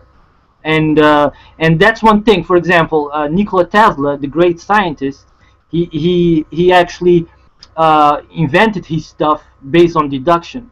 And Edison actually has a very famous saying that for example, like how at least how something doesn't work. Like you have tried 1,000 times, 1,000 things, and you know that those things don't work. I'm paraphrasing because I forgot the saying, but you get the point. Well, Edison, I mean, how many different substances and things did he try for the light bulb, having no clue what was going to work, and just trying and trying and trying and trying, and yet he invented the light bulb. So yeah, exactly. Yeah. But he could have done it in 5 attempts if he actually looked up the theory, which is something that Tesla, with reason, criticized him against. Yeah, exactly. Yeah. I'm familiar with that. So I'm on Tesla's side on this. Tesla, the inductionist, did much more, even though he was not. He had his own problems in certain areas. Did much more and made much more impressive inventions than Edison. Well, I think. Welcome to the thing, Andrew. Hello. Hey, can you hear me okay? We can hear you. Good. Yes, loud and clear. All right. I was curious. Oh, sorry. I was curious to ask Leo how long he stayed in the other hangout. How long? Who stayed? Leo. Who's Leo? The Mon guy. Oh, Liran? Yeah, he's here. Say hello. My name is Leo. Liran. The Syrian Jewish Argentinian. Close enough. I was just curious how long he stayed in the hangout last night with Piro. I mostly yelled at them and told them how the global warming is just a political tool. Yeah. No, not even a political tool. It's scientifically wrong because their method consists of they're doing the method of they're doing Mill's method, doing it to the tilt. thinking of possible explanations, and no, thinking of possible explanations, and then seeing which one correlates with it. Meaning the explanations will always jump from the data, and they're only looking at correlations, which makes their method inferior. Yes, but I think not even that. I think they're just making stuff up. You know, it's been proven that they are actually falsifying data. You know, I think the issue actually is that certain people just have no experience arguing with other people that disagree with them. They're just so, closed and huddled in their various universities at one side that when they meet someone that thinks differently, they just get hostile and ad hominems, and that's all they have. That's what Pyro had? Well, I think Pyro is a little more reasonable, but some of the other goons in there are like that. Mm. You can actually have a good conversation with Pyro, but... As for the general method of environmentalism, I don't think that it adheres to Ware's method or whatever Lyran's talking about, because they, like with carbon, they don't reduce it down to there's only one single thing and then decide that's the thing. They just look for correlation. So if they could get it down to where there's just one single thing in common, they would actually know something. But even the correlation isn't true. The reason they're picking on carbon is because it comes out of our smokestacks in our cars. And if you correlate carbon with the temperature, there's such a lag that it shows that something's causing the carbon to go up, but the temperature is probably what's causing the carbon to go up, not vice versa. So they're picking on carbon for a particular reason, because we use it in our cars and our planes. So they haven't used a scientific method to come to that at all. So not using the scientific method at all. But I want to point out that they can't ever break it down to one thing. It's impossible, because there's always more than one thing. You never get just one thing. Never happens. Never. It's a fantasy. So what's the cause of decay of atoms? I don't know. Well, I know. Isn't it just one thing when they kick off a proton or whatever? It's the half-life of the elements, because they're not in equilibrium, and it loses protons, it loses neutrons, you know, because the atom is not in equilibrium. Destabilizes, goes down to a different isotope. Yeah, exactly. And it takes, like, the half-life is the time that it takes for the atom to lose all its particles, like protons, neutrons. For half of it to decay. Yes, yeah, exactly. That's a description of what happens. Well, yeah, maybe that's true. We don't know the exact cause of why they decay. All we know is the rate at which they decay. But not really, because there are certain electrical equilibrium there, and if that equilibrium is not there, if there's not a fair number of protons, electrons, and neutrons, the atom has to decay. So we kind of know why it decays, but we don't know. But we don't know why. For example, a proton has a positive charge and electron has a negative charge. We don't know that, but we know that an unstable atom loses its particles. So. Right, now, okay, so something around that we might know there's only one cause on would be the sun coming up. There's only one cause of that, isn't there? Only one single... There is one explanation. There is not one instance that has only one thing in common. You get that? You're not going to find an instance. I mean, let's go to the instances. The sun coming? The sun coming. Because the sun comes up every day because the Earth rotates in its own axis. So that's the reason. No, that's not the cause. That's how it happens. Whether some primitive person understands that or not, the cause is the rotation of the Earth. Of the Earth, yes, exactly. That's only the that's a description of it. That's not the cause. It's like atoms decaying. It's like, okay, that's how atoms radiate, but it's not why they radiate. It's not Well, you said that there's never only one thing, and it seems like with the sun coming up, there is only one thing. How is that not the case? What do you mean there was only one thing? There's a lot of things, you know, it's not a vacuum.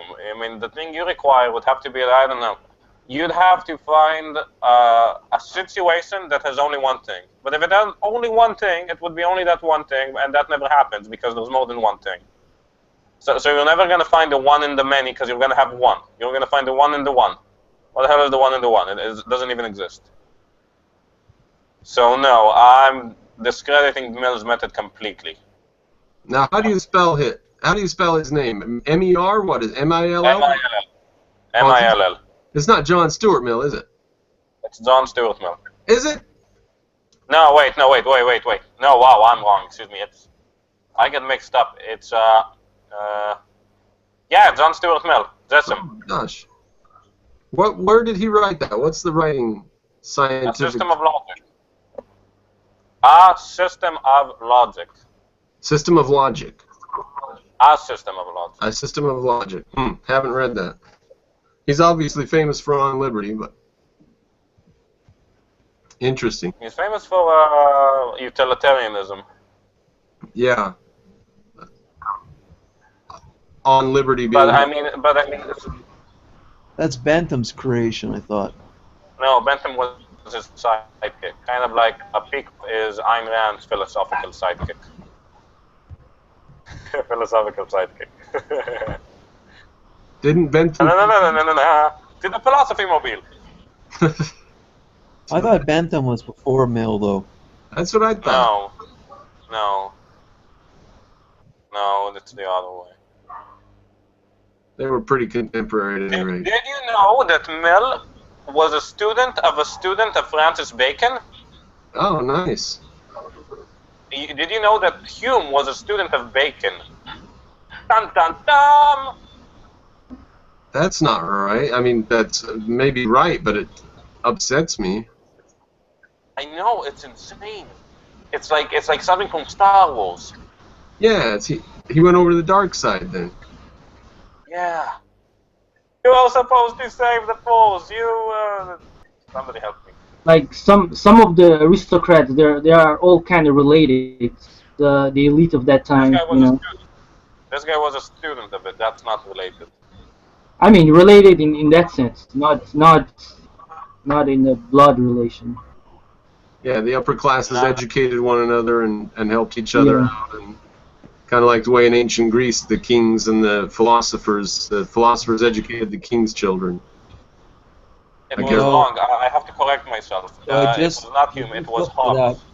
And Francis Bacon was the teacher. Mill would have been in the 20s when Bentham died, so they may have been, certainly would have influenced each other, but I don't think they're quite contemporaries. Lauren, For instance, sorry. oh, it was Hobbes, Francis not Hume? Bacon was the teacher of Hobbes, not of Hume. And Hume was taught by Hobbes, so it's a direct continuation. Oh, that makes sense. If Hobbes was Hume's teacher, that would make sense. So it's Bacon, Hobbes, Locke. So Bacon led to Hobbes? That's also No, he insane. taught. He was his teacher, but Hobbes apparently rejected him. Uh-huh. Well, it's kind of like Plato leading Aristotle, right? I mean... Yeah, but the other way around. Yeah, the other way around. A degrading situation instead of an upgrade. I don't know if Hobbes... Something I like about Hobbes. I don't know. I think Hobbes' philosophy is going to offer something to modern Europe, or they're going to try to get something out of it anyway soon here. What's Hobbes' philosophy? It's Brutism. Yeah, I think that Europe's going to need a good, strong dose of that sometime starting about last Tuesday or so. Yeah, like that. I like posing. I'm a show-off. Yeah, Hobbes' idea of the brute who has to do... The Leviathan. transgress all the laws of society to create a new value or something like that. I think that's where Europe's going to come. They need somebody. They need something. They can't go on like this. Andrew left. But I mean, the problem in a Leviathan, somebody who's so strong that he can keep everyone else in line. A juggernaut. That's the Leviathan. Because men are only able to be because Say again? Hobbes wants the Leviathan because men can only be ruled by force. Maybe by reason too? No, Hobbes is very much against it. He doesn't think people have reason. Well, don't you think that sort of idea will be very useful and informative for Europeans very, very shortly here? I mean, I don't know. It's obviously a bad idea and a wrong idea, but it's basically the only thing they're going to have left really soon. Yes, for non-thinking people, I think it works. Gato, are you from Europe? Gato, where are you from? Me? I'm originally from Cape Verde, but I currently live in Boston. Cape Verde? Well, it's Brussels right now? Who, me? No. I said Boston. Oh, Boston. Oh, okay. Yes. So Cape Verde are 10 islands off the coast of the most western coast of Africa. There are 10 islands in the middle of the... Did you ever meet a pirate? No, there are no pirates in this area. At least nowadays. I love pirates. No, I never seen one. I never seen a pirate ship. I'm disappointed. I always wanted to see a pirate once in my life. Yeah, but in the 1400s and 1500s, there were like all sorts of pirates, hidden treasures, slavery, all that stuff. It's sort of like the Caribbean's kind of situation. And how's the situation in Cape Verde today? Is it a civilized area, or is it a second world, or? It's third world, but Cape Verde is one of the most stable nations in Africa. I think we're in second place. In Africa. Because it's an island, nobody can get to it, right? It's a 10 islands. Yeah. It's kind of isolated. It was a Portuguese colony at one point. Actually, the country is only 40 years old. So do you speak Spanish, having come from there? No, we speak Portuguese. Or Portuguese, yeah, sorry. Almost the same thing as I understand it. But. Yeah, exactly. They're very common. Especially from... Portuguese has a lot in common with the Spanish from Madrid, because there are all kinds of accents in Spain. Hablo portugués. Dice-me una frase em português, por favor. Você quer saber uma frase em português? What phrase do you want me to say in Portuguese? Say again? You just said, what phrase do you want me to say in Portuguese? Yeah, exactly. What for example? What do you want to say? You want a pickup line or something? Say a phrase and then I'm going to have to guess what it is. Okay, let me see. O mar é azul e o sol é dourado. Can you say that again, please? O mar é azul, o sol é dourado. Something with the sea I did in the past. No, it's about the sea is blue and the sun is golden. I could have guessed that because you said azul. Azul, exactly. That's blue, yeah. Okay, I could have guessed that. Now that's what I'm saying. So como comida en restaurante donde pesar la comida y pagar por peso. You said that you're like a restaurant where you pay for the food in pesos. No, peso means to weigh. Oh, okay. Yes. Okay. I get what you want to say. See, Yeah, it's the same. like a buffet, right? Yeah. So it's the same language basically. It's the same. It's yeah, exactly. But I have a very hard time understanding Spanish from Mexico. Nobody can But understand Spain from Mexico. It's not just you. It's all of Latin America has a hard time. yeah, exactly. They have a very weird accents, and they mutilate words and everything. So yeah, it's kind The of most hard to understand. Spanish is from Colombia, Venezuela, and even from Ecuador and maybe Panama. That's the most neutral Spanish. Yeah. Okay. Argentine is Nice. not neutral, but easy to understand. Not neutral, Yes. but they can understand it.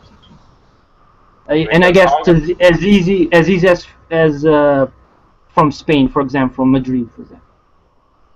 It's very hard to understand, especially for people in Latin America. Latin American people make fun of the way Spanish people speak Spanish. It's Castilian. Oh, okay. It's not really the language of Spain. It's the language of Castile. So Oh, okay, but for me, it's easier to understand people from Spain. Did you ever hear Argentine Spanish? I think I've heard it, but I never. I know a few words in Spanish, just the essential, you know. Eres hermosa, stuff like that. So I don't know anything else. People don't say eres, they say sos. Oh, sos. Okay. Because they don't say tú, they say vos. Oh, okay, I Like get it. nosotros, but for one guy. And when they say vos, it's vos sos un argentino, vos sos una persona de Cape Verde, un capeverdiano, no sé. They didn't say nosotros. What's that? Usted. Usted. Oh, okay. No one says usted. Only old people say usted. And if you tell someone usted, it's like you're insulting him, because it's like the opposite. It's like usted. It's like you the respectable person. Oh, okay, yeah. It's sort of like I always understood it as something like yourself. Like someone asks you how are you, and you say yourself, and in Spanish you say and usted, right? Yeah, that's what it is. It's like a word that is shortening. It's a shortening for something, and yourself. But nobody uses it in Argentina anymore because nobody is so respectable as to have a different word for him. Yeah, exactly. That was for like the 1800s or maybe in the mid 20th century. Yes. Also, nobody says tu because I don't know. It's too informal. It's ridiculous. Yeah. And they say che. You know what's che? Like Che Che, Guevara. yeah, Well, exactly. it's nothing to do with Che Guevara. Che is like Argentine slang for yo, hey. Oh, okay. So he said it a lot, and exactly. it was his nickname. It was pretty stupid. Yes. And So Argentines say boludo. Yeah. Say again. Argentines say boludo, and boludo means big balls. Oh, okay. But they call everyone che boludo, hey big balls, and they can also use it for females. Che boluda, hey big ball lady. Like boludo, and che is used as much as I'm exaggerating, but really it's funny. Boludo. What's Guevara then? What's Guevara? Yeah. It's just a family name. Oh, okay, got it. It was his nickname because he was Argentine and he used it. If you ask me, it's the dumbest nickname in history. Yeah. Well, I have a new topic. Like, do you guys believe in the Big Bang Theory? No, I don't think it's true. I'm very, very skeptical. It's the way I described it is. Yeah, I know. I sort of like know for sure that it's wrong because of the redshift. Redshift could be caused by other factors in space, like plasma in space. I missed what you said at first. What was it, Finn guy? What? We're talking about the Big Bang and how it is wrong and fake, right?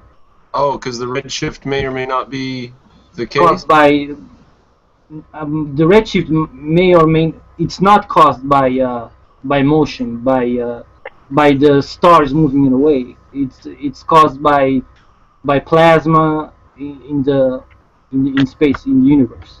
By the slowing of the light.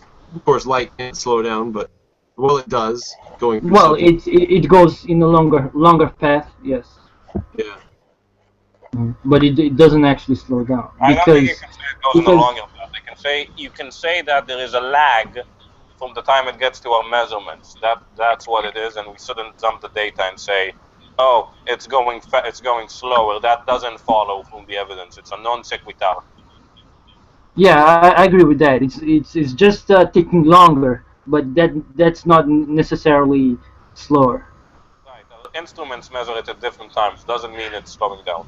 I mean, something happens. Doesn't mean something's affecting our instrument. Doesn't mean that light's slowing down. It could mean something happening to our instrument. Now, is there some new sort of documentaries or anything on this? Because I haven't seen anything on this for years since I watched the Electric Universe stuff. Is there new thinking or new? Pretty nice. What is it? But I'm not an astronomer, so I don't know anything about that. Well, I think Have they solved that problem of the quantification issue in terms of whether it's possible to have an infinite amount of space and infinite amount of material? Like if there's no bounds to the universe and we're kind of stuck there. Impossible. yeah. Well, I think from all the evidence around us, I think the universe is infinite. I don't think there's it's illogical to think that there's a boundary or a limit to the universe. I think Like a wall. for all intents and purposes, I think it's basically infinite. So, like, Yeah. because in the age of the history of the universe so far, you couldn't possibly travel to the edge of it by the end of the universe, and when you got there, it would be bigger. But that all assumes that it's expanding, so maybe that's not the case. I don't know. But the expansion thing is a very well integrated story, and it holds together quite well, except for these things like a different redshift for some items that seem to be near each other in the same plane. I just think it's much too early to have a universe. It's way, way, way too early. We don't even understand light, and we use light all the time. Yes, but as far as we can tell, the universe is infinite from our position right now. It's basically infinite for all intents and purposes. Yes. Yes. If the Big Bang is true, and the universe was expanding for 200 million years before any matter or energy, or before any matter formed, it was all just energy. At that point, it would have been so enormous from superinflation that by the time matter and energy started forming, it would have been so huge that today what we see as the edge is not even close to the edge. We're inside of a bubble where visible light has had the time to travel, but outside of that, visible light has not had the time to travel, and yet there's stuff out there too. That's what I understand from. And they say that it's not actually matter that is expanding. It's like space itself that it's expanding. So Yeah.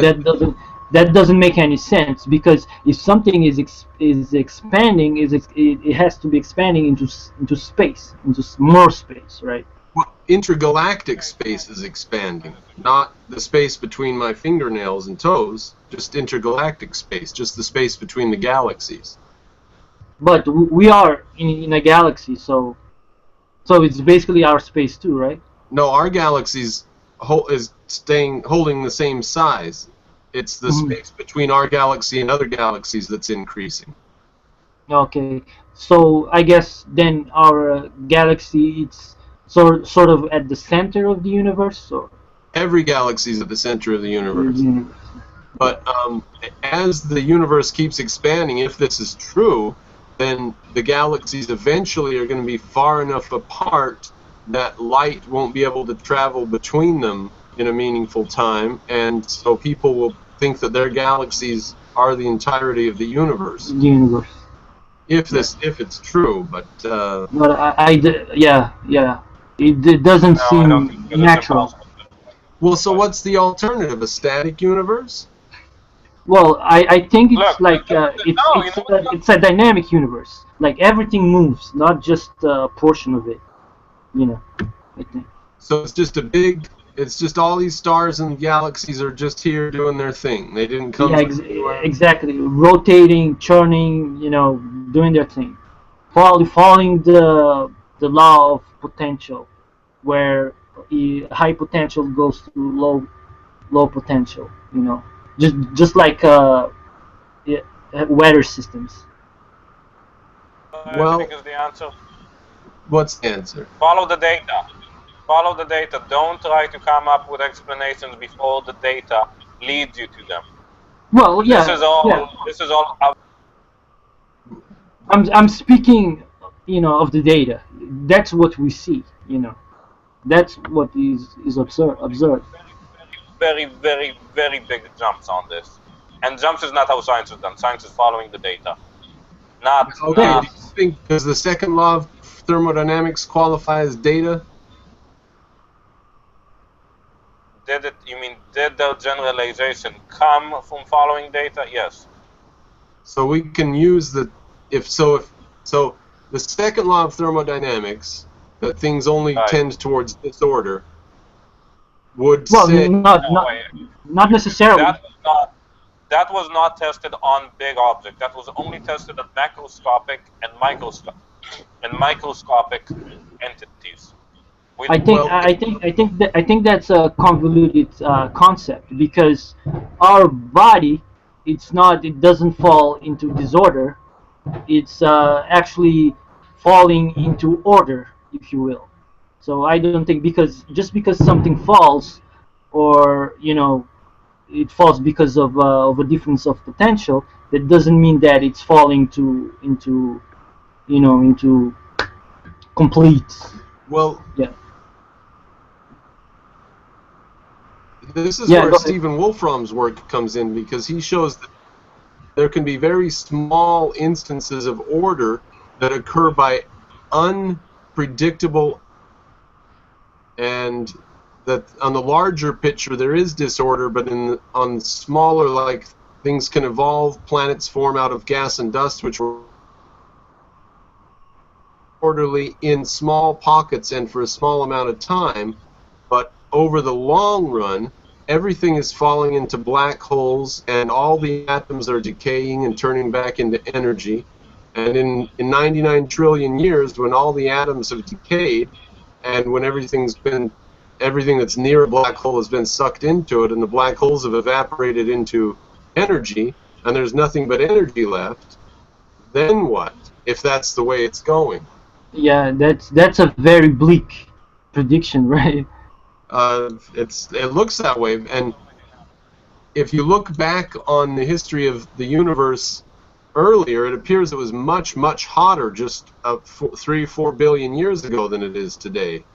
And so 3 or 4 billion years from now, it will have cooled off by another 20 or 30%.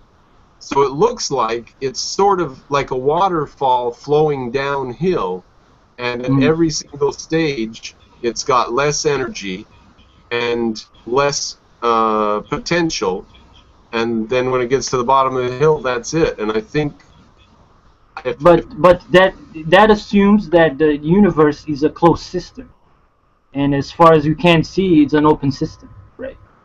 And energy cannot be created. Energy can be transmitted, but it cannot be created. So the energy that we have now had to come from somewhere else, from far away. So that's but or it's always been here. yes. So always been here, always moving, I think. Yeah, but if it's always been here, we wouldn't see this tendency towards coldness and a history of hotter. Things were very much hotter in the past, and they're getting colder. I mean, fewer stars are being born. The stars that are being born are smaller. The stars that are here are more stable. They don't burn as hot, and they're lasting longer. Well, like for example, it's been observed that some stars get hotter, some stars evolve much quicker than what the mainstream science thinks. So they have been disproven a number of times that that's not the case. The stars are always surprising the mainstream scientists. Yeah, well, Those scientists look like they're alive. it'll probably go on because stars, there are many, many, many more stars in the universe than there are, for example, people on Earth or even grains of sand on Earth. So, Yes, or grains of dirt. yeah, so Right? any knowledge that we have about one star, yeah, is limited. But there are so many of them, we can draw generalizations among the classes of stars and stuff. So I don't know. I think the Big Bang is very, very convenient. The fact that it was brought up by, or it came about by, who was A priest. a priest? Yeah, Yeah, that's very suspicious. But the it is. fact it's basically predicted by Einstein's relativity, and that he had to put a little Band-Aid on it to cover it up. The fact that the expansion was predicted.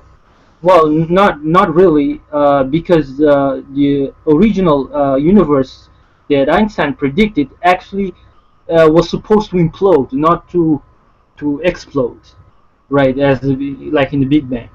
So and then they come up with cosmological constants to sort of like put things in balance. So Yeah. all those things are ad hoc. It's just the ad hoc science. They see a problem and they invent something to correct that problem. You can't do that in math. When you're formulating something, you cannot do that. You know that your calculations are wrong, but mainstream scientists they still do it. You know. You know why there's none of this matter? None of this will follow the data. All this is stipulation and jumping the data, and if it jumps the data, Exactly. it's arbitrary. It's arbitrary. Yes. And if it's arbitrary, don't talk about it. That's it. Because science is following the data, I, qua scientist, am not gonna dump any data and call it a conclusion. I'm just gonna put it aside and not listen to it. Because all of this does not flow from the evidence. All of this is conjecture, and conjecture isn't science. So Yes. it doesn't matter, and I'm not gonna talk about it on principle. So what are we doing? Until Yeah. that guy shows me it follows the data and not vice versa. But so you don't sort of like think in principles, like for example, I know certain principles that I know that are immutable. Like for example, that energy cannot be created. For example, No, something can't say that. something cannot come out of nothing. I know those things for sure. Created. Based on principles. Doesn't mean that. Because you have no reason to think that energy, things that you observed on the macro and micro scale have any relation to the macro, to the mega scale. Micro. Oh, No, mega. yes. Oh, micro. You only Yeah. have knowledge about the things you saw. You can't look at the things you saw and say the second law of thermodynamics then applies to galaxies and the universe and stars and little particles. You're not justified in doing that. That's going against what the concept means. It's rationalism. Well- It's ideas above their content, and the content of the ideas is what they are about. It's just bad Well- epistemology. I think that it's a bit anti-conceptual because even though I've never been to the South Pole, I know there's gravity there because there's a principle that tells me that. Andrew, welcome back. It's the same type of thing, but I understand. But saying, looking at heat furnaces and heat baths, and then saying, oh, it must be the same for this and that, doesn't follow. Those things do not display that type of behavior. Those things, we have no reason to say Yeah. those are part of that unit. Yeah.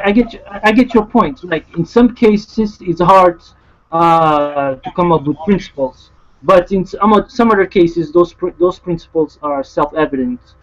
They're like axioms, if you will. Like for example, there's another axiom that matter, like everything must be made out of matter. There's no alternative. That's rationalism. Well, I think Not true? the super fin guy, you're talking about the fact that forces are only carried by particles, for example, right?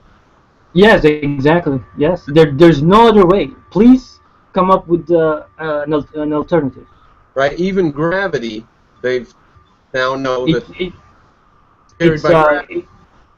yes, there must be particles that convey gravity because but in my case, my personal case, I think what gravity is a sort of static electricity, but static electricity between, for example, matter and space and the fabric of space, the ether, if you will. Ether, which nobody could find, so they gave up on, but which we still can't get away Well, from. well, I think we found out about ether some time ago when they found out about the gravity waves. It was basically the same experiment that they did. Gravity You wave, can look, the ether. yeah, the gravity. They detected the gravity waves in the experiment they did a while ago. Didn't you hear it on the news? Yes, the LIGO. Yes, yeah, exactly. The setup, the experiment was exactly, well, it was a lot more. The measurements were a lot more precise, but it was the same experiment The same experiment as what? What? as the when they tried to detect the ether in the early 1900s. Oh, I see. So we've essentially found the ether, you're saying, if we found gravitational waves. Well, they found something. We can't tell if we can tell if it's actually gravity waves, but we found something. The fabric of space-time or something, huh? Yeah, like a distortion in the fabric of space. Right. And yeah, and You for know why it doesn't example, matter? why? Why doesn't it matter? Because it's not science. It's not following the data.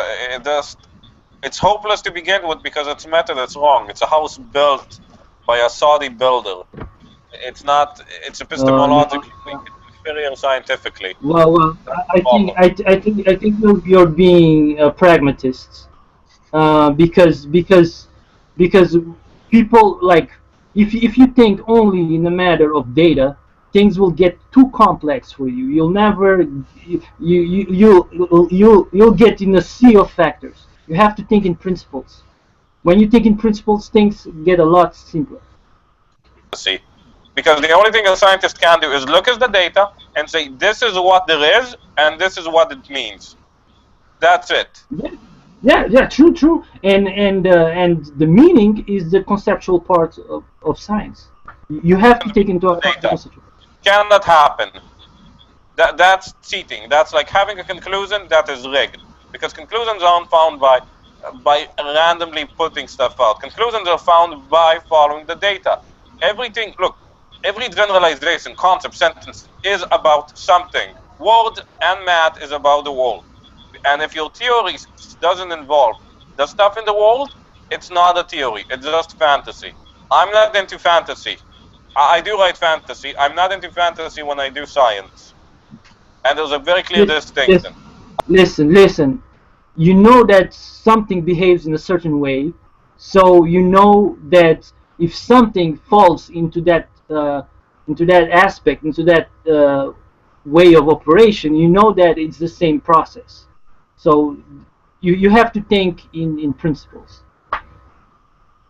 I've muted him and I'm out of the thing right now, but I'm just trying to read Adam's comment on the side before I go back over to the control thing. So carry on, super fin guy, or Andrew. Who's Adam? Oh, no, I said Andrew, I'm sorry.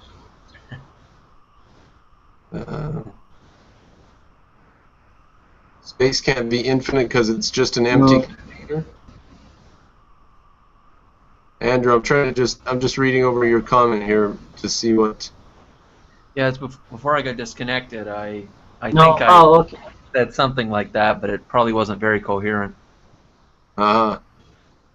Like it's back to that idea. There's the idea of whether the universe has been the same forever, or if we have these explosions and then contractions and explosions and contractions. And the question is whether the universe is something finite or it's something infinite. I don't think anyone disputes that there's only so much matter in the universe, but I don't think there's been any explanation about what the universe is expanding into. That matter that's been shooting out, where is it going? What's it going into? What's the container of the universe? There is none, though, is there? No. You could never... It doesn't... If the edge of the universe, let's assume the Big Bang is true, and the edge of the universe is expanding at the speed of light, you could never catch up to it. If you left our galaxy right now at the speed of light and headed towards the edge of the universe, you would be exactly as far from the edge of the universe right now as you were when you started, as you will be in 10 billion years, because it's expanding at the speed of light, and you could travel no faster than the speed of light. Okay, but when we talk about the edge, when we say the edge, do we mean the furthest light has been? Is that the edge? But then could you be somehow teleported in front of that light to then be outside the universe that light would eventually reach? But what is that space you're in? Is it nowhere? Yeah, in Peikoff's words, there's no there out there. But the light is moving into something, is it not? Is it creating? Yeah, exactly. It doesn't make sense. I think. Yeah, it's mind-boggling. The space is expanding. Into what? But it's not the space, it's the light. A matter or energy is moving out, but what is it moving into? It's expanding. The scientists they started saying that it was just the matter that was expanding, and then they said that it's not just the matter, it's the space itself that is expanding. Yeah, well, the matter is moving, right? Matter is moving, but the question is, what is the medium or the container in which the matter is moving? Like, are we suggesting that matter is like a plow and it's plowing a new field, new area to exist in? There's a saying. It's not a saying. Actually, it's a principle. It says that matter abhors the vacuum. So there cannot be a vacuum in nature. There cannot be, because of the law of potential. It cannot. Anything anywhere must be filled with something. Space is filled with something. Have you heard about Hawking radiation, his hypothesis about the evaporation of energy from black holes through Hawking radiation? Yeah.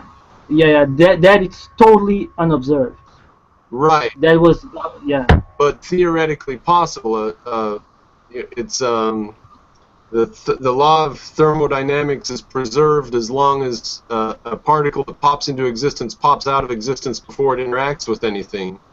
But when this happens on the horizon of a black hole, its sister particle gets sucked into the black hole and it gets ejected or floats away or doesn't get quite caught in the event horizon, slowly carrying away energy. Yeah, but that's all. Yeah, go ahead. Just ask a general question. Do we have any evidence of black holes other than indirect evidence? Because I thought that was just indirect. The state of it. Just indirect evidence. Okay. Yes. Well, not just because we predicted it. You know, it was predicted. Well, not really. I thought the dark matter stuff was the same thing. We only really have indirect because we're trying to explain the gravity of all these different solar systems, and the only way we can do that is to invent. It seems to be invent. Matter. An ad hoc solution. But it has to be there, and right. Yeah, dark matter is different from black holes. Dark matter is just the amorphous word for whatever it is that's forcing the galaxies to fly further apart. But black holes is just where gravity is too strong for light to escape. That's so they're two very separate things. And black holes were predicted by Einstein's relativity. And one of the problems they said we'll never be able to find it because it doesn't emit any light. All we'll be able to do is find a big gravitational field. And not coincidentally, we found a huge gravitational field at the center of every single galaxy we've looked at. So Yes, I think and black holes are obviously real and true. And no, go ahead. Why? because at the center of galaxy, the the higher velocity, the higher rotation at the center of galaxies can be explained by the pinch effect.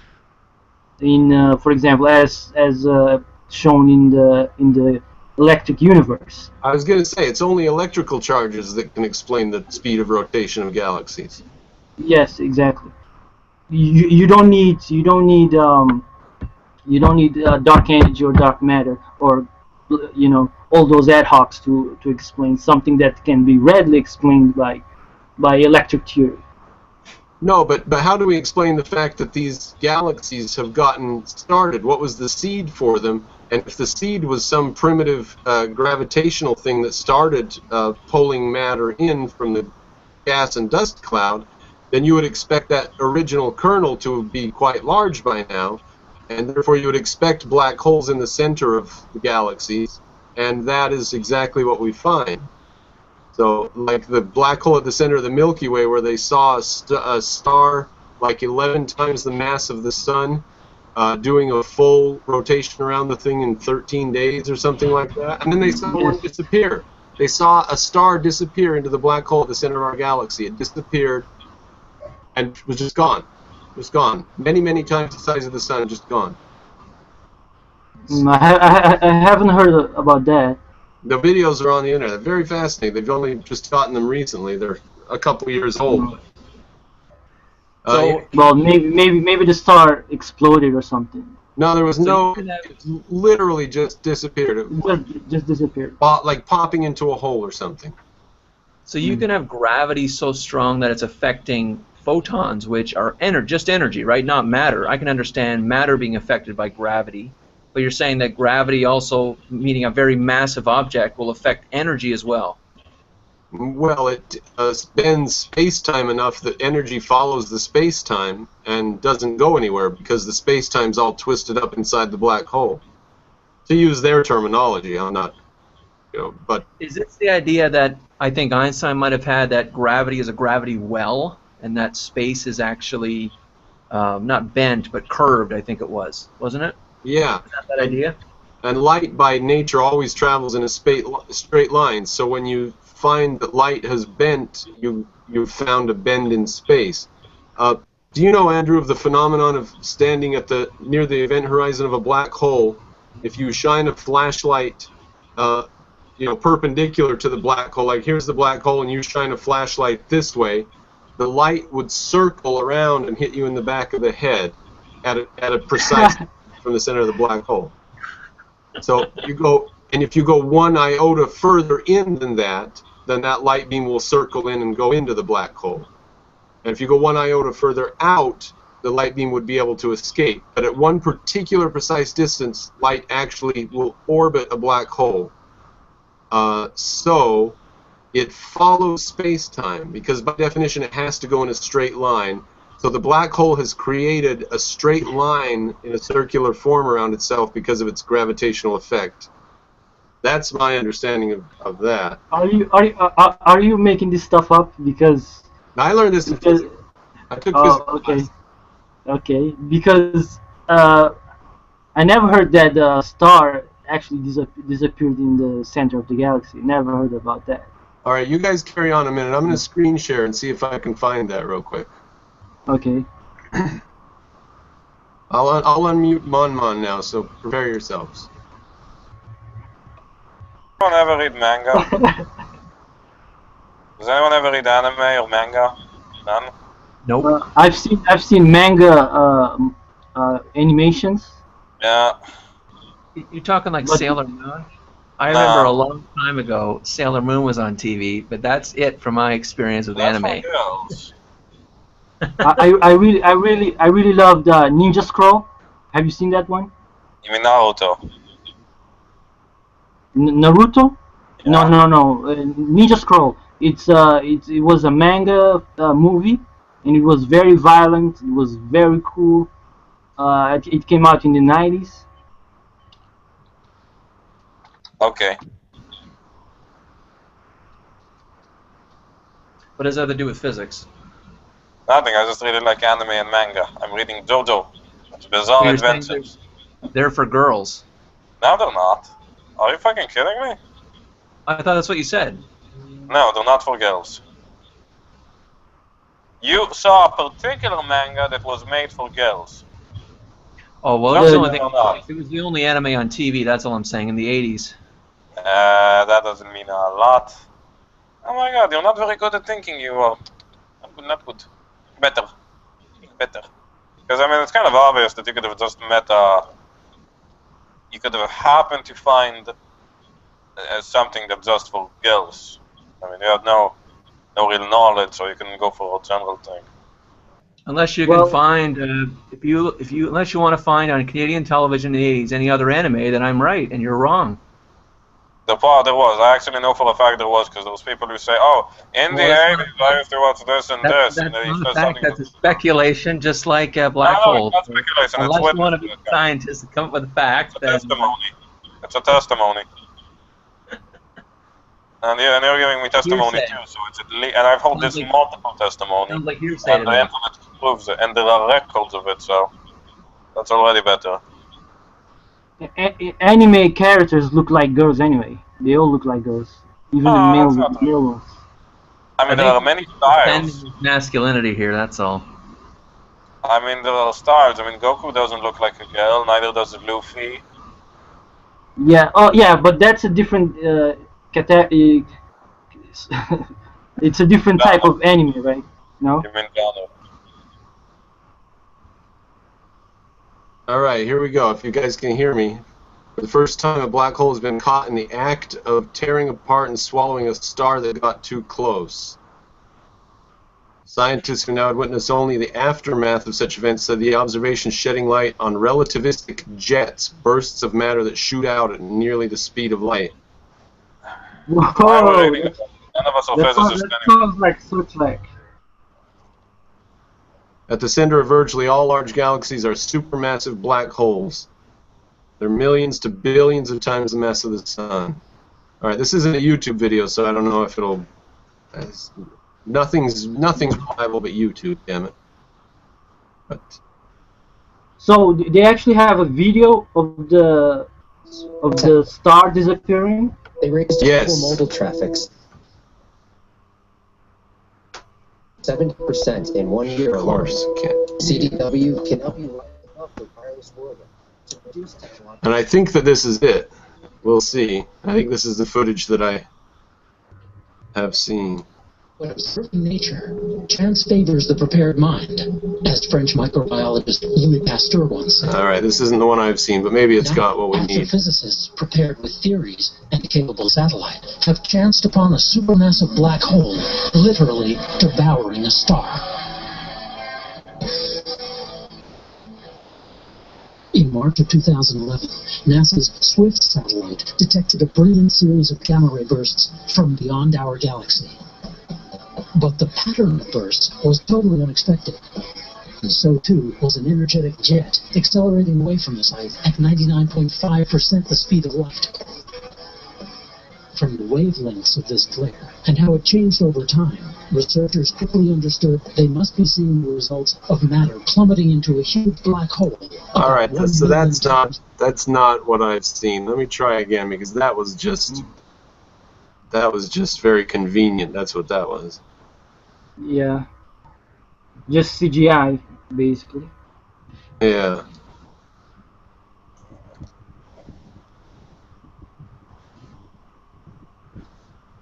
Here's one on YouTube that might be. Can I ask something? Yeah. Why are we talking about this? I mean, none of us are physicists. This is not even remotely interesting. Well, I find the existence of black holes convincing, and I don't find black holes convincing. well, that's why we're talking about it, I guess. Because I don't think I can even be convinced, because I don't think I can even convince myself about it. The only thing I can say is it does not follow the data, and that's it. Yeah. Because I do know what it means to follow the data. I don't know what it means to be about anything about astrology. Monica, do you believe in God, by the way? Huh? Do you believe in God? No. Oh, okay. Why? Because you know, talking about this stuff actually gives you, you know, better understanding of the universe that you live in. I don't think so, and I have no reason to think so because it doesn't even follow the data. So Yeah. I mean, I think the theories from mainstream science, yeah, they don't follow the data. I don't care things. I don't think it matters.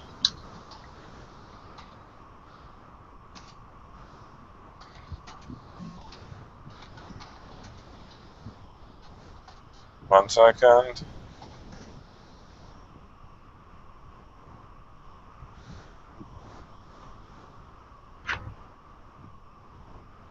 Gas cloud falling into the Milky Way central black hole. Maybe it's the first one. That's not the one I remember.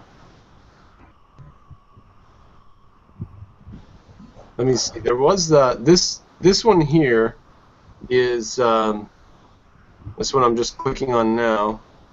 All right. Okay.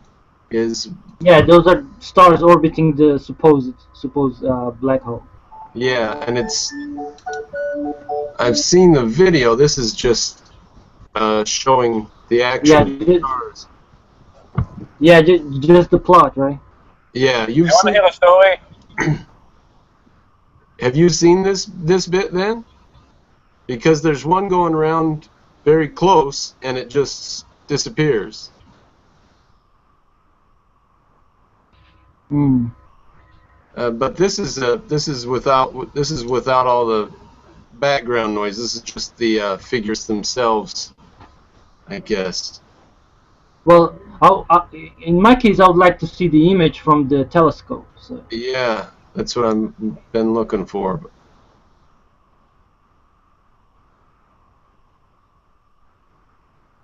It was on a longer video too.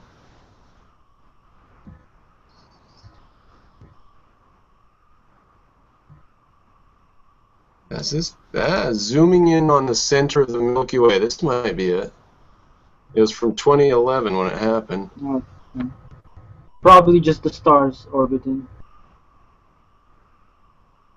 Yeah, they had to use Chandra X-ray Observatory to see through everything. Oh, that's just that's useless. All right, well, I'll keep an eye out for it. Yeah, because that could change my mind, because that would imply like a real black hole. But I don't see it happening. Black hole swallow star. I'll just try that and just. But I find the second law of thermodynamics to be very convincing, and it jives well with the history of the universe, I think.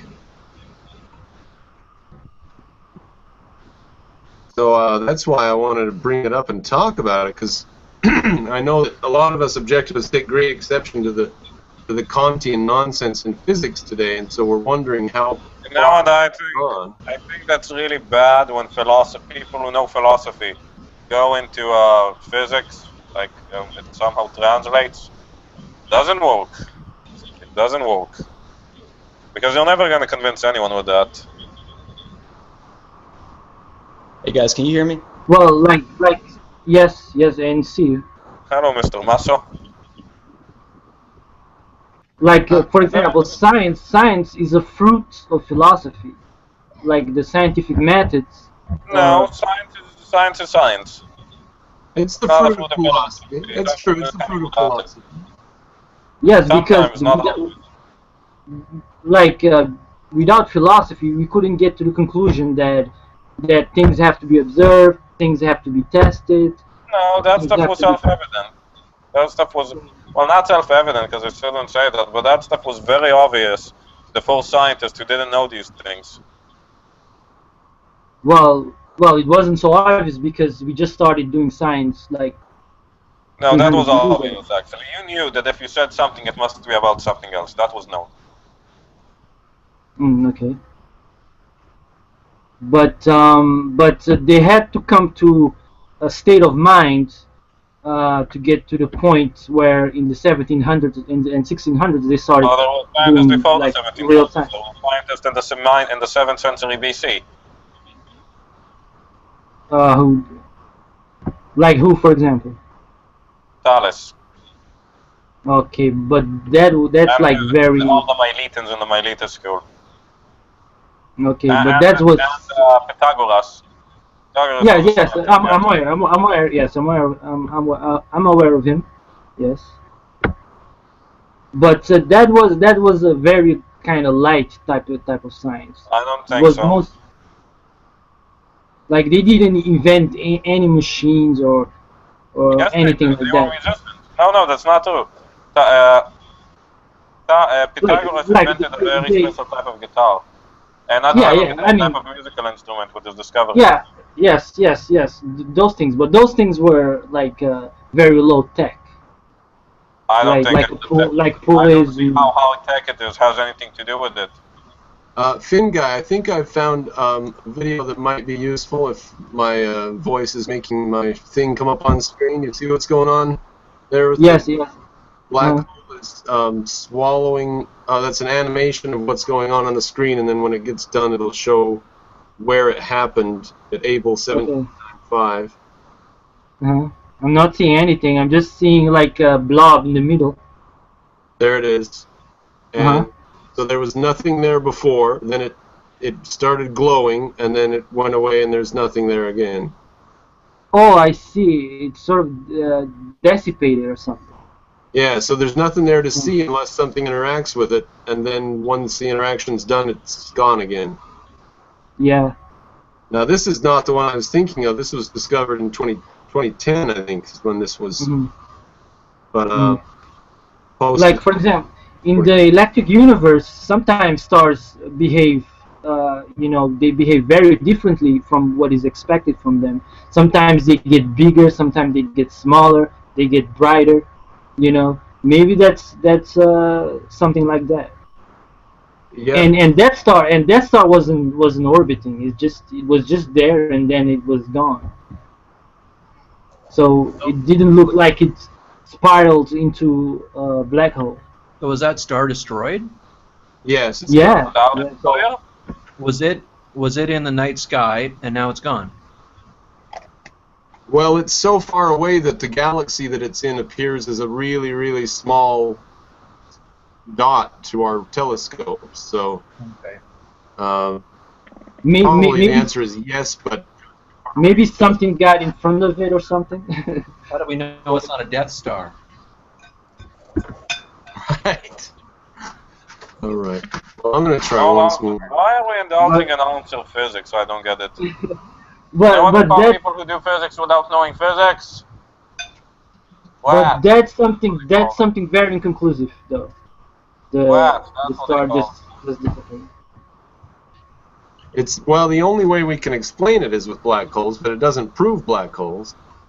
Yeah, exactly. It could be. You know why this is hopeless? Why did that star explode then? Tell us. Or why did it disappear? I'm not talking about that. I'm saying why this is hopeless. I assume you don't have an answer, so we're trying to speculate on the You know answer. how I know you're not having an answer? You just don't have the data.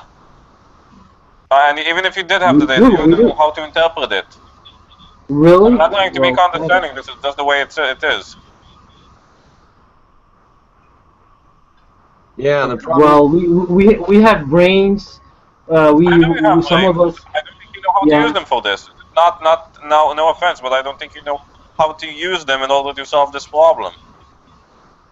Why you say that we don't have the capability to do it? Tell me what type of proof. Tell me what type of mental actions will produce a proof. If you know. Action like I would use. Tell me what the actions are. Okay, it's observation. It's you make a hypothesis.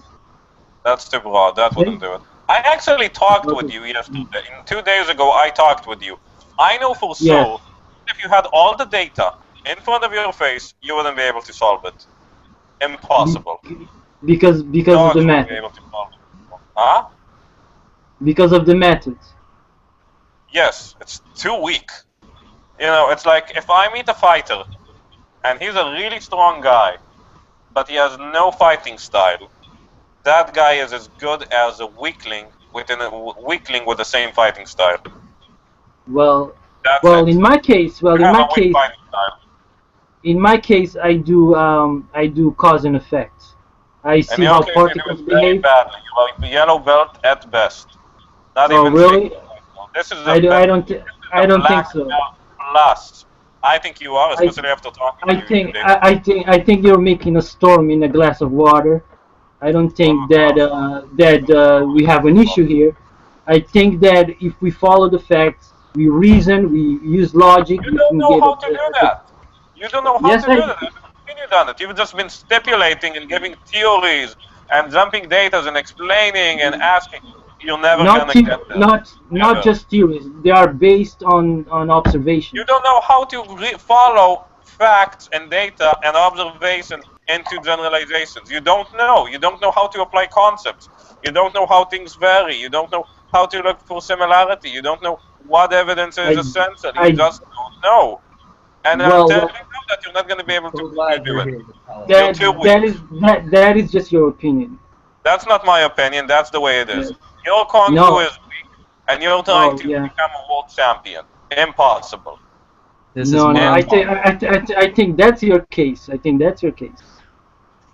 I think you're projecting. The stars. It was him. Well, I want to welcome Daniel Mayo. I've been off looking at my damn screen since you got here, Dan. I don't know who you are. Who are you on, like, YouTube or something? Do I know you? I've been following your channel a few years. I'm an objectivist, live in Alabama. So Alabama. Yeah. So I just saw us hang out, saw your link, so I thought it'd be cool to join in.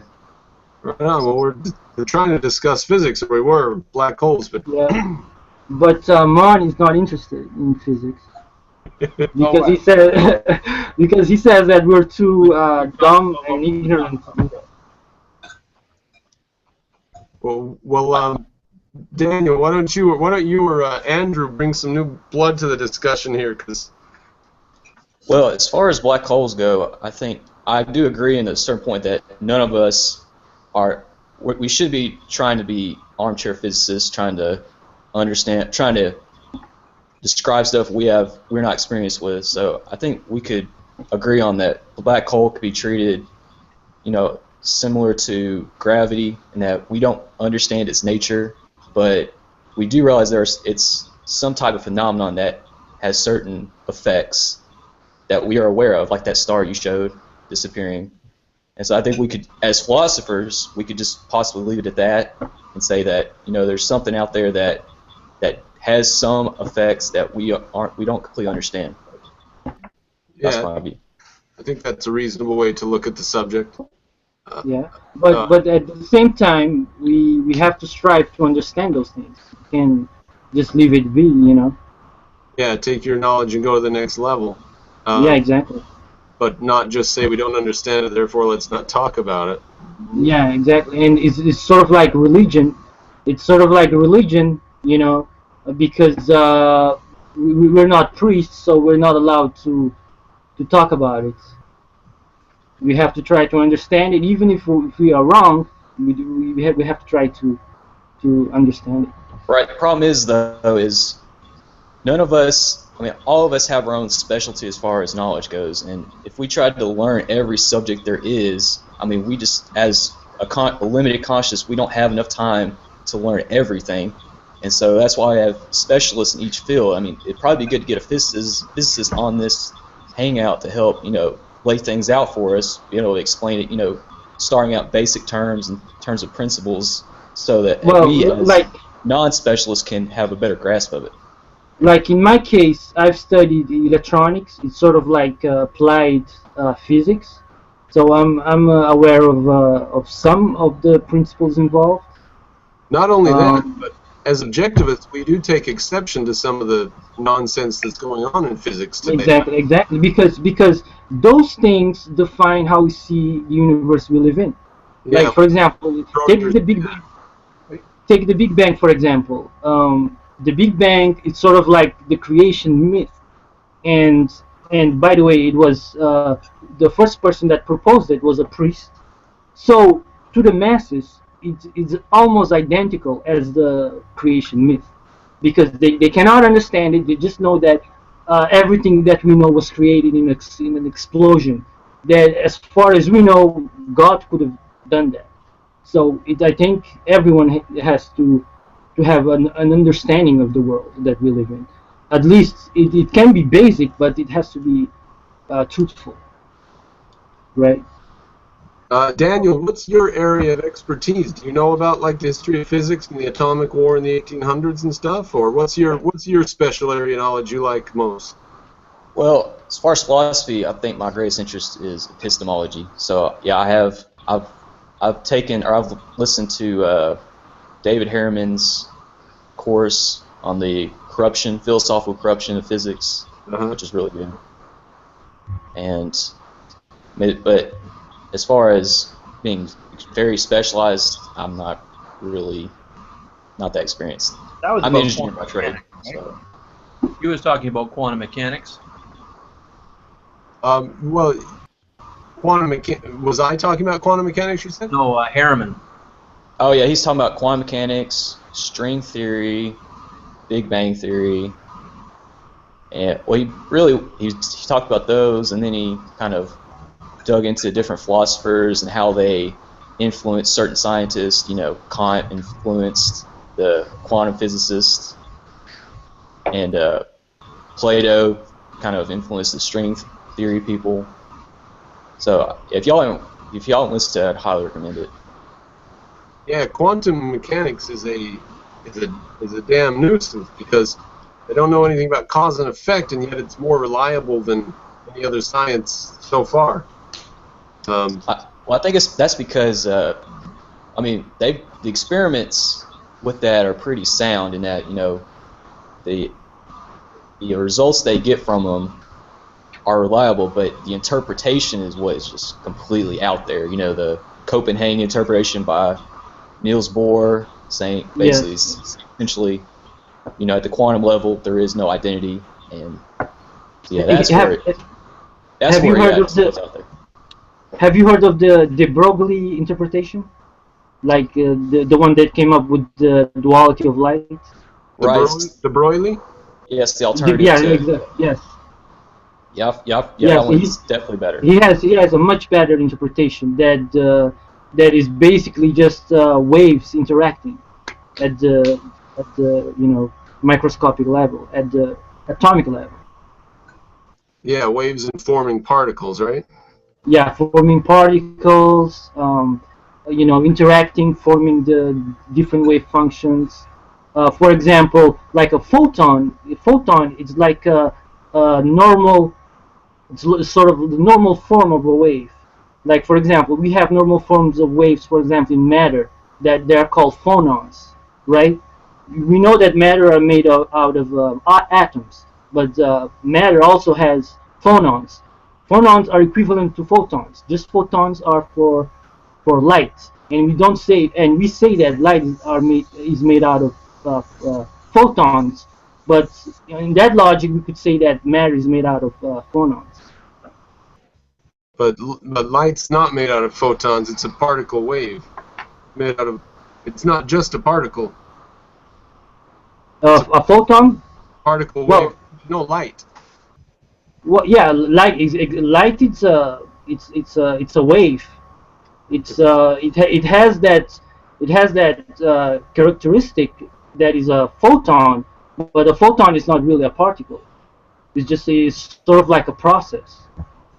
Right. You know, and you have that same process in matter, and they are called phonons.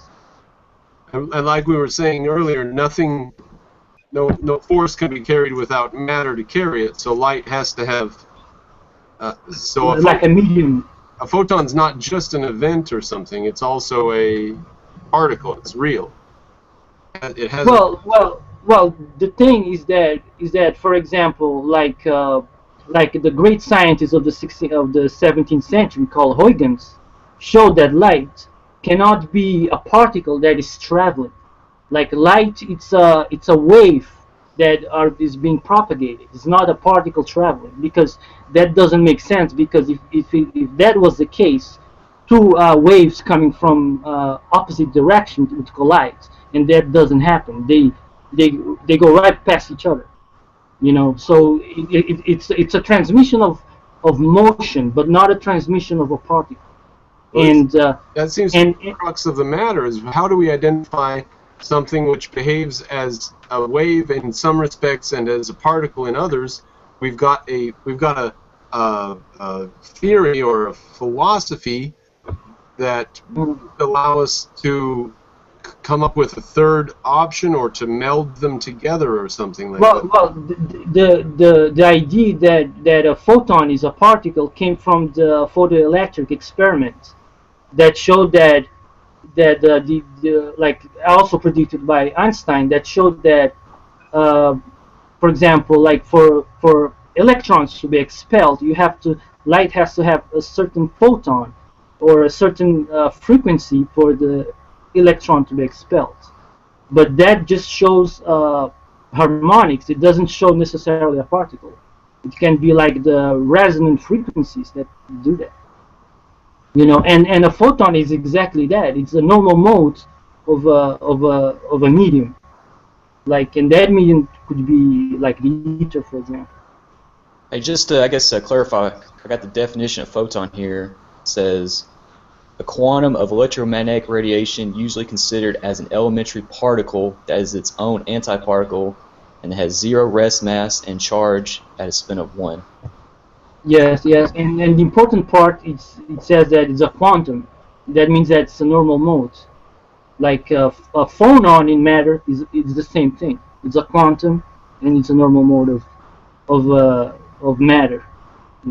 I find it interesting their wording when they talk about, they say usually considered as an elementary particle. So yeah, usually considered. Yeah, they're not sure there. Yeah, exactly. So I've heard the same things about. I've heard the same things about electrons. Like most scientists don't really understand what electron actually is. As far as, is it really a particle, or it's the same problem with whether is it a wave or is it a particle, because it can have both characteristics. So yeah, it's yeah. And the particle part is due to the photoelectric effect, and the photoelectric effect could be explained by resonance instead of as a particle. The rest is just like a wave.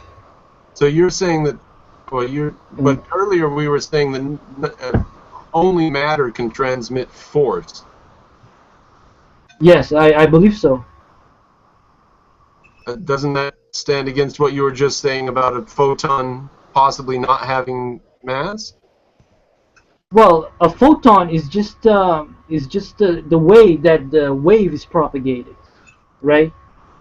So the wave can have mass. I mean, so at some point it has to have mass, or else it couldn't. Well, yes, yeah, exactly. Actually, is a wave requires a particle as its source. Yeah. So if you have, like as a radar, like for radar, you have a oscillating particle that radiates waves. I mean, wave is a force. So the force requires, a type of particle as its source. Yeah, but the thing is that light is not a wave of photons. It's a photon in a wave. It's a wave. It's a wave with a wavelength. It's a particle.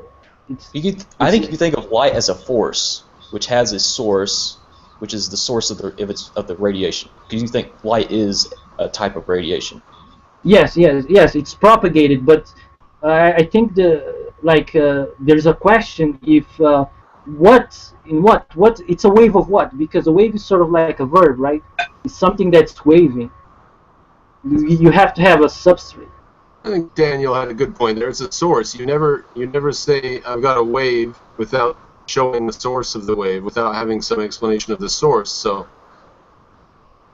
It's like a pond. Like the rock can be the source of the wave, but there has to be like a medium to propagate the wave, right? Right. I agree. Well, let's see. Why don't we try Trump or something like that? We've been doing physics for like an hour here. Yeah, exactly. Yeah. Daniel, what do you think of Trump? Well, now politics is not my strong suit, but I'm still up in the air. I mean, there's some good aspects about him. I think the real thing is you don't really know what he's going to do if he got elected. I mean, it could be that could be good or bad. Yeah, that could be a good thing. It could be a disaster. And build a wall. I hope he builds a wall. You should. I mean, what the fuck? Why You know, shouldn't it's he? going to wall you out But from America. isn't that against objectivism, Mon? Objectivism doesn't say anything about it anyways. A country without borders is not a country at all. Secondly, why not build a wall? Especially since Mexico is a pernicious state and has a policy is sending poor people that it cannot care for, the thing they have them, to America because they're not to take care of them. And remember, you know what's the Reconquista? Mexicans literally think that Arizona, California, whatever, belongs to Mexico. And that is being taught in California universities now. That's true. Does anybody remember Ayn Rand's formulation of proper immigration policy, or what our attitude should be towards immigrants from other countries? No volunteers? As I remember, she said that your selfishness does not give you the right to destroy another person's life. So you can't say, I want my life to be comfortable, therefore nobody can come to my country. She said that's Yeah, exactly. not your prerogative of selfishness. And then she went on to say a couple more things, but she finished by saying, aren't you forgetting the most important question? How could I be against immigration? I wouldn't even be alive today. Yeah, exactly. So, Ayn Rand was an immigrant herself. yeah, exactly. So we can say you can't have an infectious disease if you come to our country, or this. Because that would be in self-defense. Yeah. But if an innocent person gets into the country and you stop them, you're just like the other politicians. You're no different because you're initiating violence. So I don't think that goes with the ethics of objective. Yeah, according to her, we should have open immigration except for, and you know, it would be. I think we would be better off. The only people who would want to come here would be people who want to come and work hard, as long as you have a free economy for them to come to. If you do a welfare state like Europe, of course, it's a total disaster. But you have a free country. Yeah. Yes, exactly. Yeah.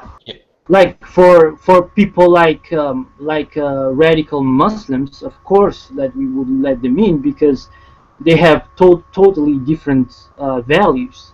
But for people that have essentially the same values, you know, it would be immoral not to let them in. Well, in the 1800s, we let a lot of anarchists in because they didn't have heart disease. So we let them in, and that's turned out okay. Some of them, they did the Haymarket bombing in Chicago and stuff, but we've assimilated them. You know, we don't still have a large contingent of anarchists in our country. I think we could probably bring Muslims in and take better care of them. Like the Irish had problems with Irish terrorism. Half of Ireland came to America. Why don't we have problems with Irish terrorism if we imported half of a country that was full of terrorists? So I think freedom solves the problems of terrorism largely. Most of the Muslims who get here are probably going to be more interested in just getting rich and getting laid than continuing their jihad. Maybe not the guy in Orlando, but we could solve that in other ways. But Yeah. I think we would be better off having 500 or 600 million free people in America than having 300 million free people and leaving all those intelligent, motivated people around the world to not come and join us. Besides that, you know, like 1/3 of immigrants return to the country they came from. So not even all of them stay, just the ones who are willing to stick it out or something like that. Maybe that includes students, though. Maybe students are messing up that number. They're on a student visa or something and then return home. Well, maybe, but I got those figures from the Ellis Island, from back when Ellis Island was in operation. So for 1895, 1900, 1905, we would bring in a certain number, and 1/3 of them were gone within a few years, or within any given year, 1/3 more, 1/3 less. Yeah, you get it. The idea. Yeah. But so people can come here and work hard, and if they don't like it and won't work hard, they can leave, and we don't have a welfare state. I think that's the answer to the immigration problem. But we should probably build a wall down on the south side just so that the drug smugglers and the murderers and stuff can't take across illegally. You know, so they have to go through and get checked for heart disease and tuberculosis before we let them in. But other than that, I don't think we have a right to restrict immigration. Even if the guy comes here and takes my job, because then I was using the military and the Coast Guard to prevent him from getting a job and doing it better than me. And that doesn't 49 Rand, it doesn't jive with morality. All right, I'll give someone else a chance to talk now. Like you were saying, the motives for coming to the United States or Canada or whatever have changed. The people that those motives are actually now hurting those countries. Yeah, instead of coming here for a better life, they're coming here for free handouts. Which maybe should change who we allow to come in, but obviously the real answer in the long run is not to get free handouts, and then we wouldn't have that problem. So what have you watched of Victor Davis Hanson? What have I watched of Victor Davis Hanson? Yeah. Everything, all of his videos. I read a couple of his books. I don't have very many of his books, though. Which ones? Carnage and Culture? Which one? Well, there's Carnage and Culture, I think, is his biggest one. No, I haven't read that one. I did a video on the one that I read most recently. But mostly I watched his lectures over and over again, which are pretty good. And he goes over like the chapters in his books on his lectures on the ancient world and stuff. So, but Victor Davis Hanson's excellent. How was his stuff in that What If book? Was that pretty interesting? Oh, yeah, I haven't got to that, but yeah. Well, the reason I picked that one up because he had a chapter in there, and I thought that was pretty interesting. That it seemed to me like the height of historians is to try to predict what could have happened if like a different outcome in a war or whatever, what could have happened. So, but yeah, he is in that book, and I should check that out. But what books have you read by Hanson? Well, his was the one that I read most recently came out in like 2009, 2010, so it's really recent. And then there's one on the Punic Wars or the Peloponnesian Wars or something.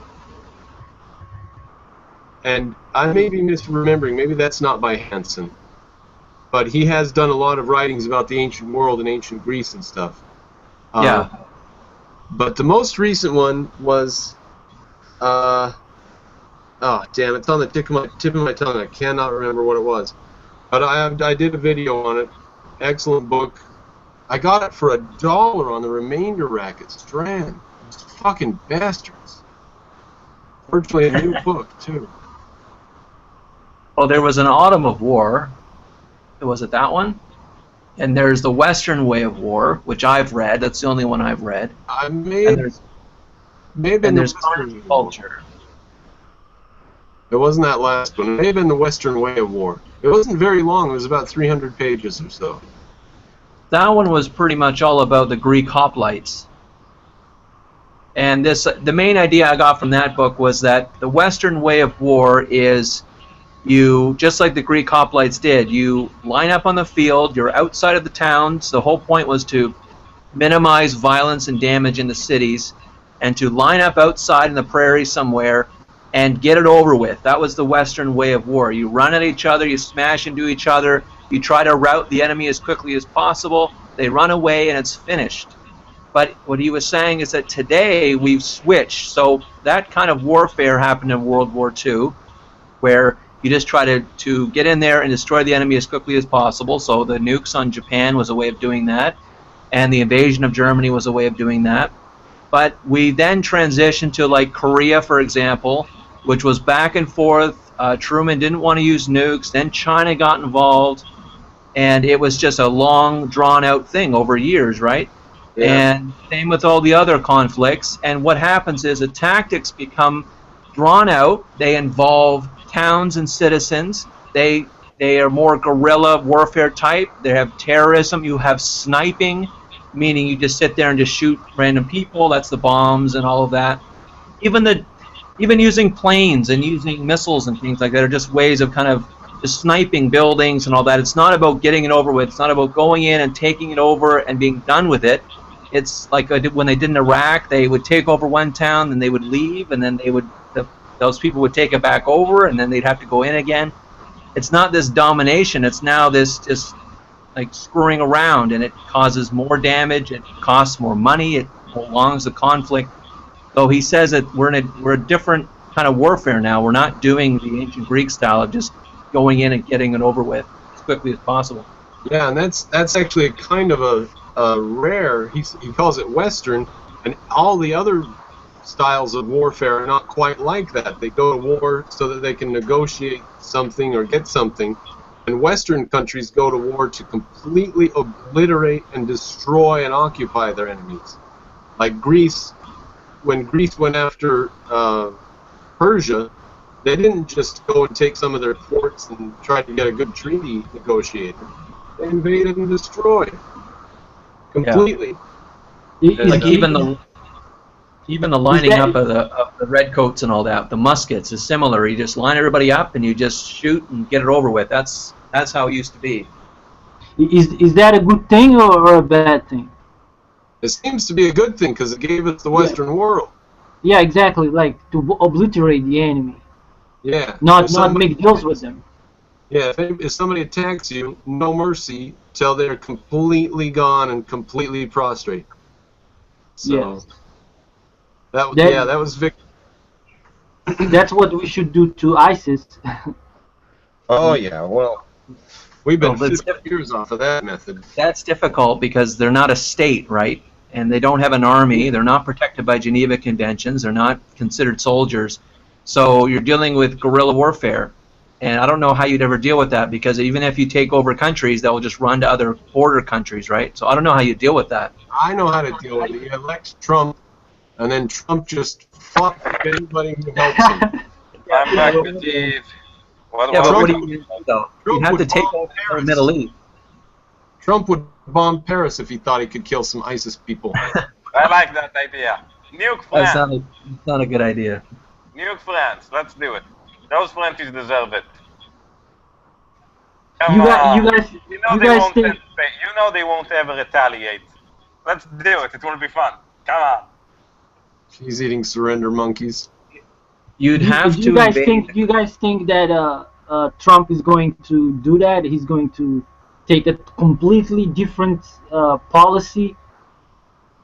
I think he's going to be weaker than everybody hopes, but I'm sure it'll be Yeah. better than Trader in Chief. Then Obama or Clinton or Hillary Clinton.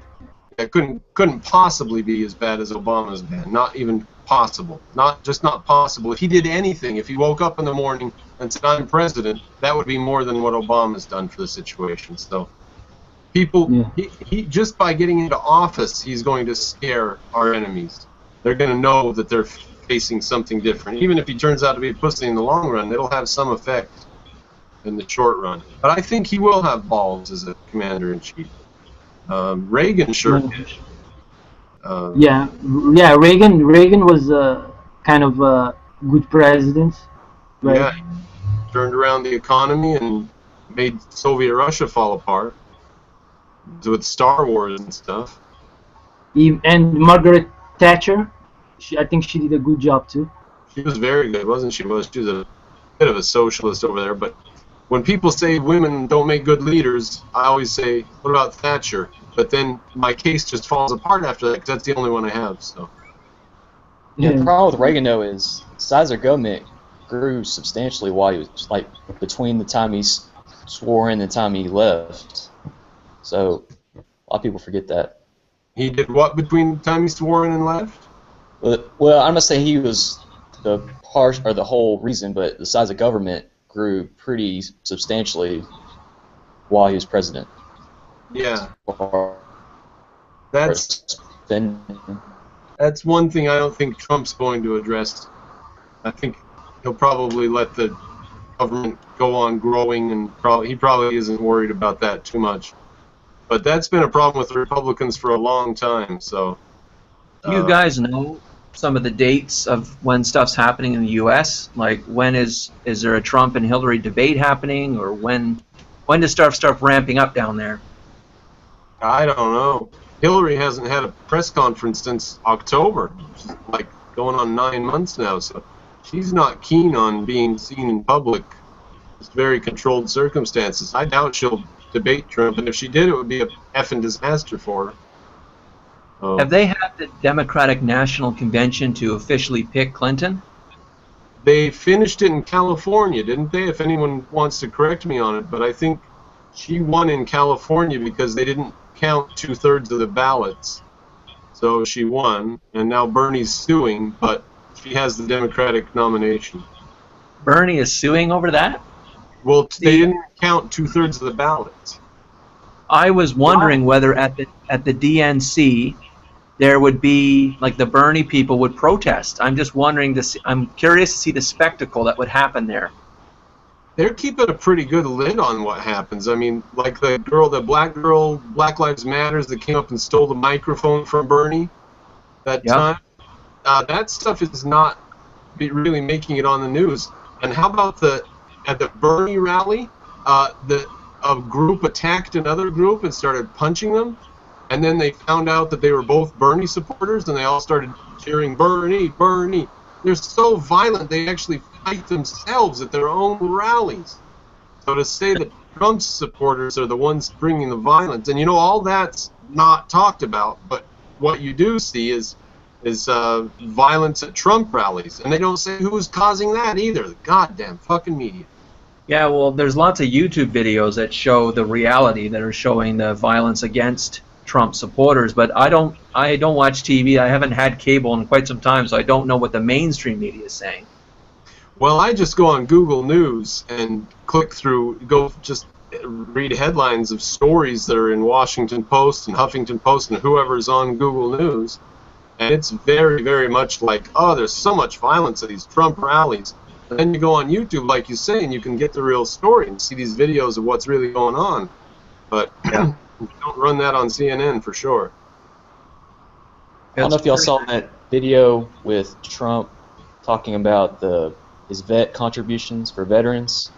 He gave a pretty good description of, how the press kind of is definitely lopsided as far as, overstating certain things about him and understanding it with either Bernie or Hillary. Have y'all seen that? Yeah, was that the one where he said to the guy, well, why didn't you read the whole quote? Why did you stop right there? Why didn't you read everything I said? I'm not sure if it's that one. It was the one where he called the ABC reporter a sleaze.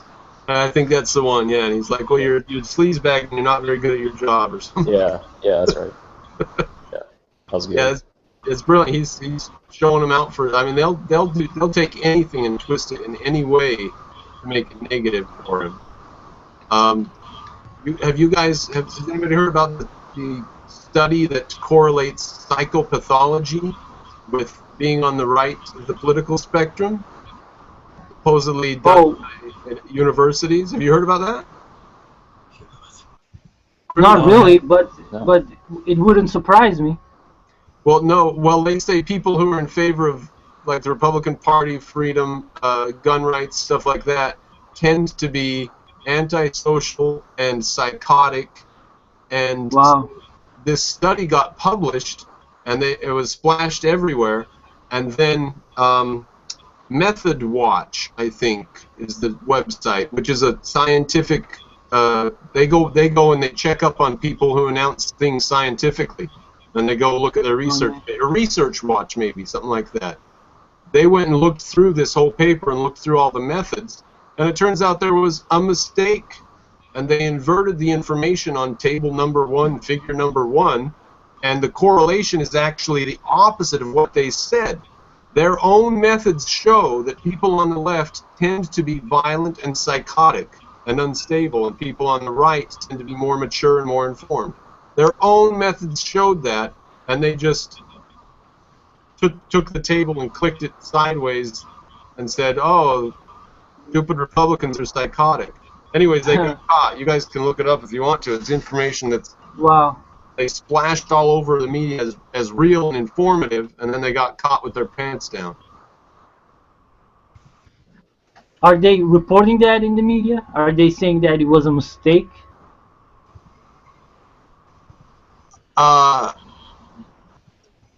Carry on. Let me go see if I can find it real quick. The leftists said it was a mistake, but the watchdog that caught it just checks up on scientific research. All right. Somebody carry on while I'm seeing if I can find it.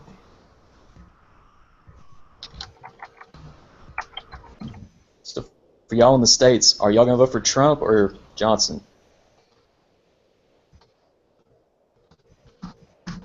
Trump. Johnson's going to spoil it.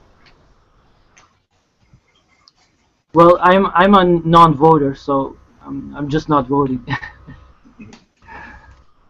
Actually, I might be right there with you. I'm still debating is it worth taking off work to go out there and do it.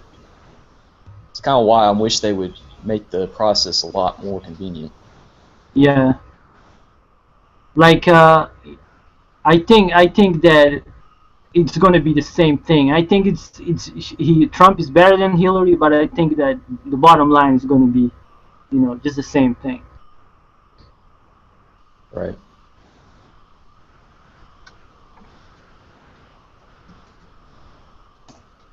So I jumped in right in the middle when y'all was talking about we're going back to physics for a little bit, about the universal expansion. I know y'all was talking about the edge of the universe, which really seems like an invalid concept because, the concept of an edge implies there's something beyond the edge, and if there is, then that's part of the universe, right? Yes, Yeah, yes. it's out there.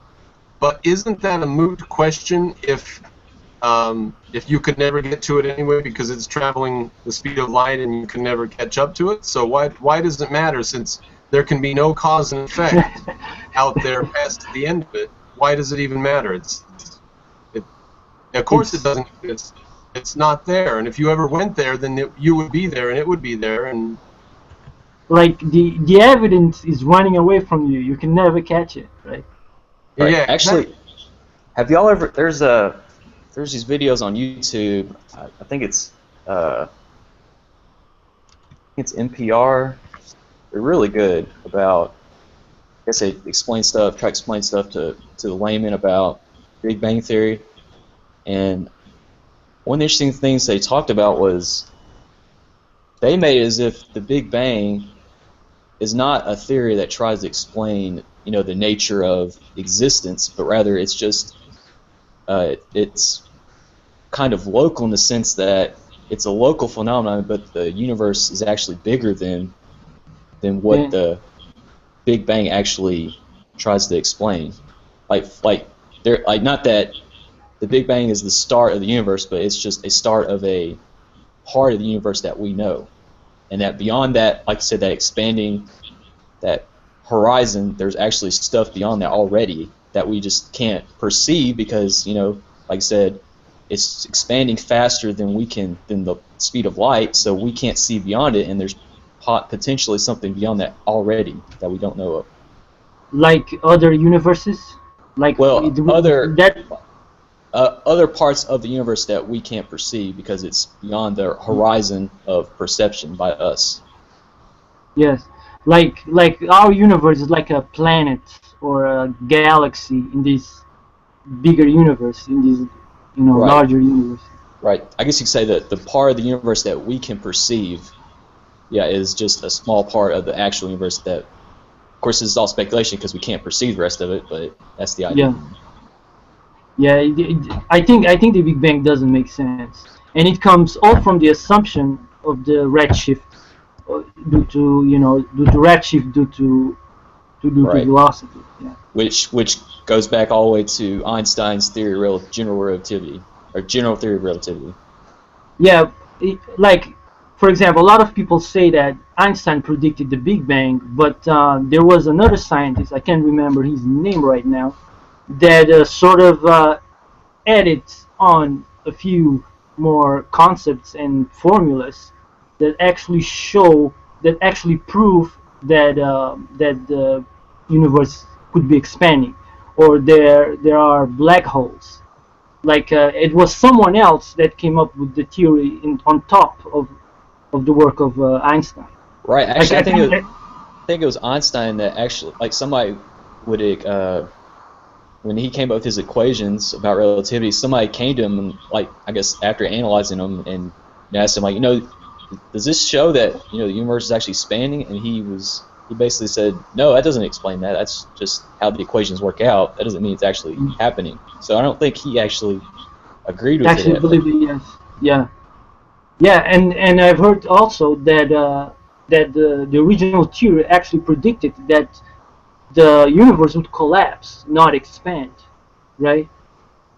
So there's Possibly. that. I haven't looked that much into it, but I think that was the case. I haven't looked at that stuff in years, so my memory about that is very foggy. hey, that channel on YouTube that I was talking about was PBS Space Time. Y'all should check it out. Oh yeah.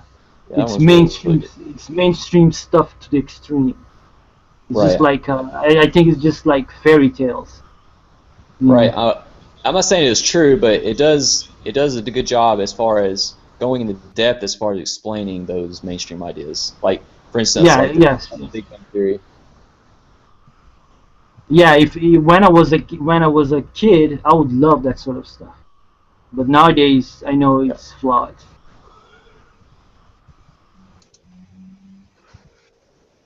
Well, I found the article. Why is it hiding that up there now? But there's the article. Right wingers are less intelligent, and they have low childhood intelligence. They grow up racist, and they grow up anti-gay. And all of those conclusions were debunked because the table was exactly inverted. The answers were slanted left to right, and they should have been slanted right to left on the graph or whatever. But there's the article if you're interested in more. They actually came out and said, oh, it's in the Daily Mail. There it is. Oh, Daily Mail. Oh, okay. Yeah, the Daily Mail's a far left rag, I know, but. And then it was debunked. I can't find the Science Watch or whatever that it did it on. But yeah, you guys were just talking about PBS and what, like the physics videos and stuff? Yes. Yeah. Nova Science Now and stuff like that? Yeah. The CGI Fest. Yeah, that stuff can be very frustrating. That fascinating, but such a waste of time. Brian Greene, I could slap that guy, and he's got so much. Oh.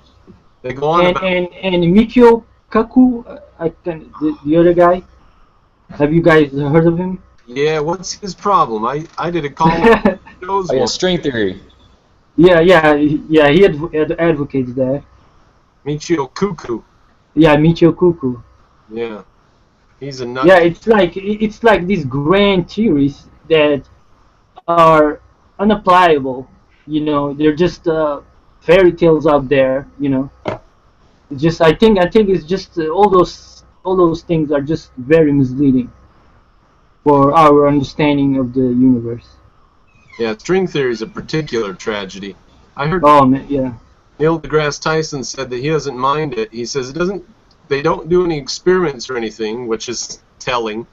But he's like, they don't do any experiments or anything, so I don't really worry about them. Let's just give them a classroom and lock them into the classroom and not worry. But really, you're opening the floodgates when you do that, because then you're opening, pretty much welcoming any arbitrary hypothesis, and then you'll never see the end of it.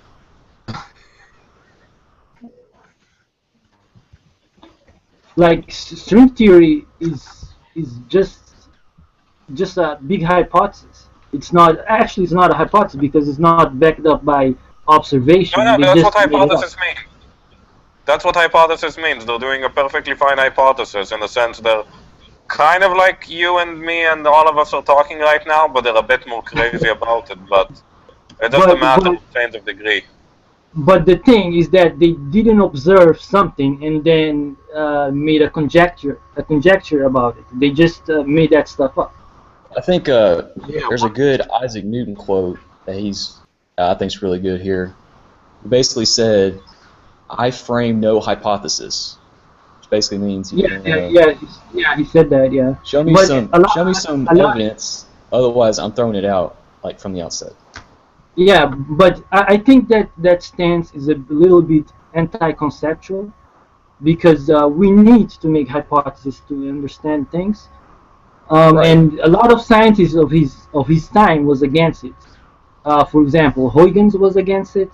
The German one, man, I'm tired. I can't remember his name right now. But what was his name? The German one, the one that invented calculus. Oh, Leibniz? Yeah, Leibniz. Leibniz, exactly. They were all against it. Right, Yeah, Descartes. but Properly, a hypothesis should come from, or should follow from, observations of some kind, which is clearly not the case with string theory. What did they ever observe that gave them the idea to test such an idea? And if so, why haven't they done any tests? They haven't yet pushed their theory far enough to be able to test it, which I rather thought was the definition of a theory, was an idea that was testable. yeah, that's actually the definition in the scientific method.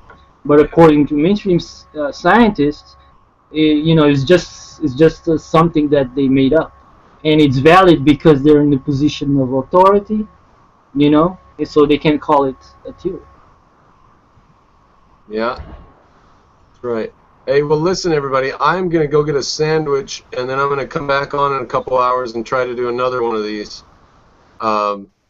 Okay. With maybe some sort of more centralized talking points to go on. I don't know. It's kind of nice to just go on here and have a fun fest. But Yeah. thanks for showing up. Now you guys know how to get now. Did you guys click the links on the Facebook, most of you, or what happened? Yeah, Facebook. I clicked the link on your Google Plus page. Okay. Mhm. Good. All right. Well, I think I know which link to send around to people now. So. Actually, Hopefully. I went to Google Plus or Google Hangouts on the air, and I just typed in philosophy, and I was trying to look for yours because I first saw this on the your YouTube channel, but there was no link, so I knew it was live, so I had to go find it. Nice. So you found it on the Google Plus page by typing in philosophy, and I was. Yeah, I had to scroll down a little bit, but it was there. Oh, really? Were there other people involved in philosophy? That's good. Yeah. That's good. I went on there, and all I saw in the live hangouts was Dune this and video game that and stuff. But Hero was on there yesterday, so it's not always true. Well, all right. Thanks, guys. We'll be doing another one soon and eventually, and I'll be back on in a few hours. It's too early to drink beer right now, but on the next one I will be drinking beer, so we'll have some more fun then, too. C'est la vie. Thanks for coming. Okay. Thanks for hosting. Thank you. See you all next time. See you all. See ya.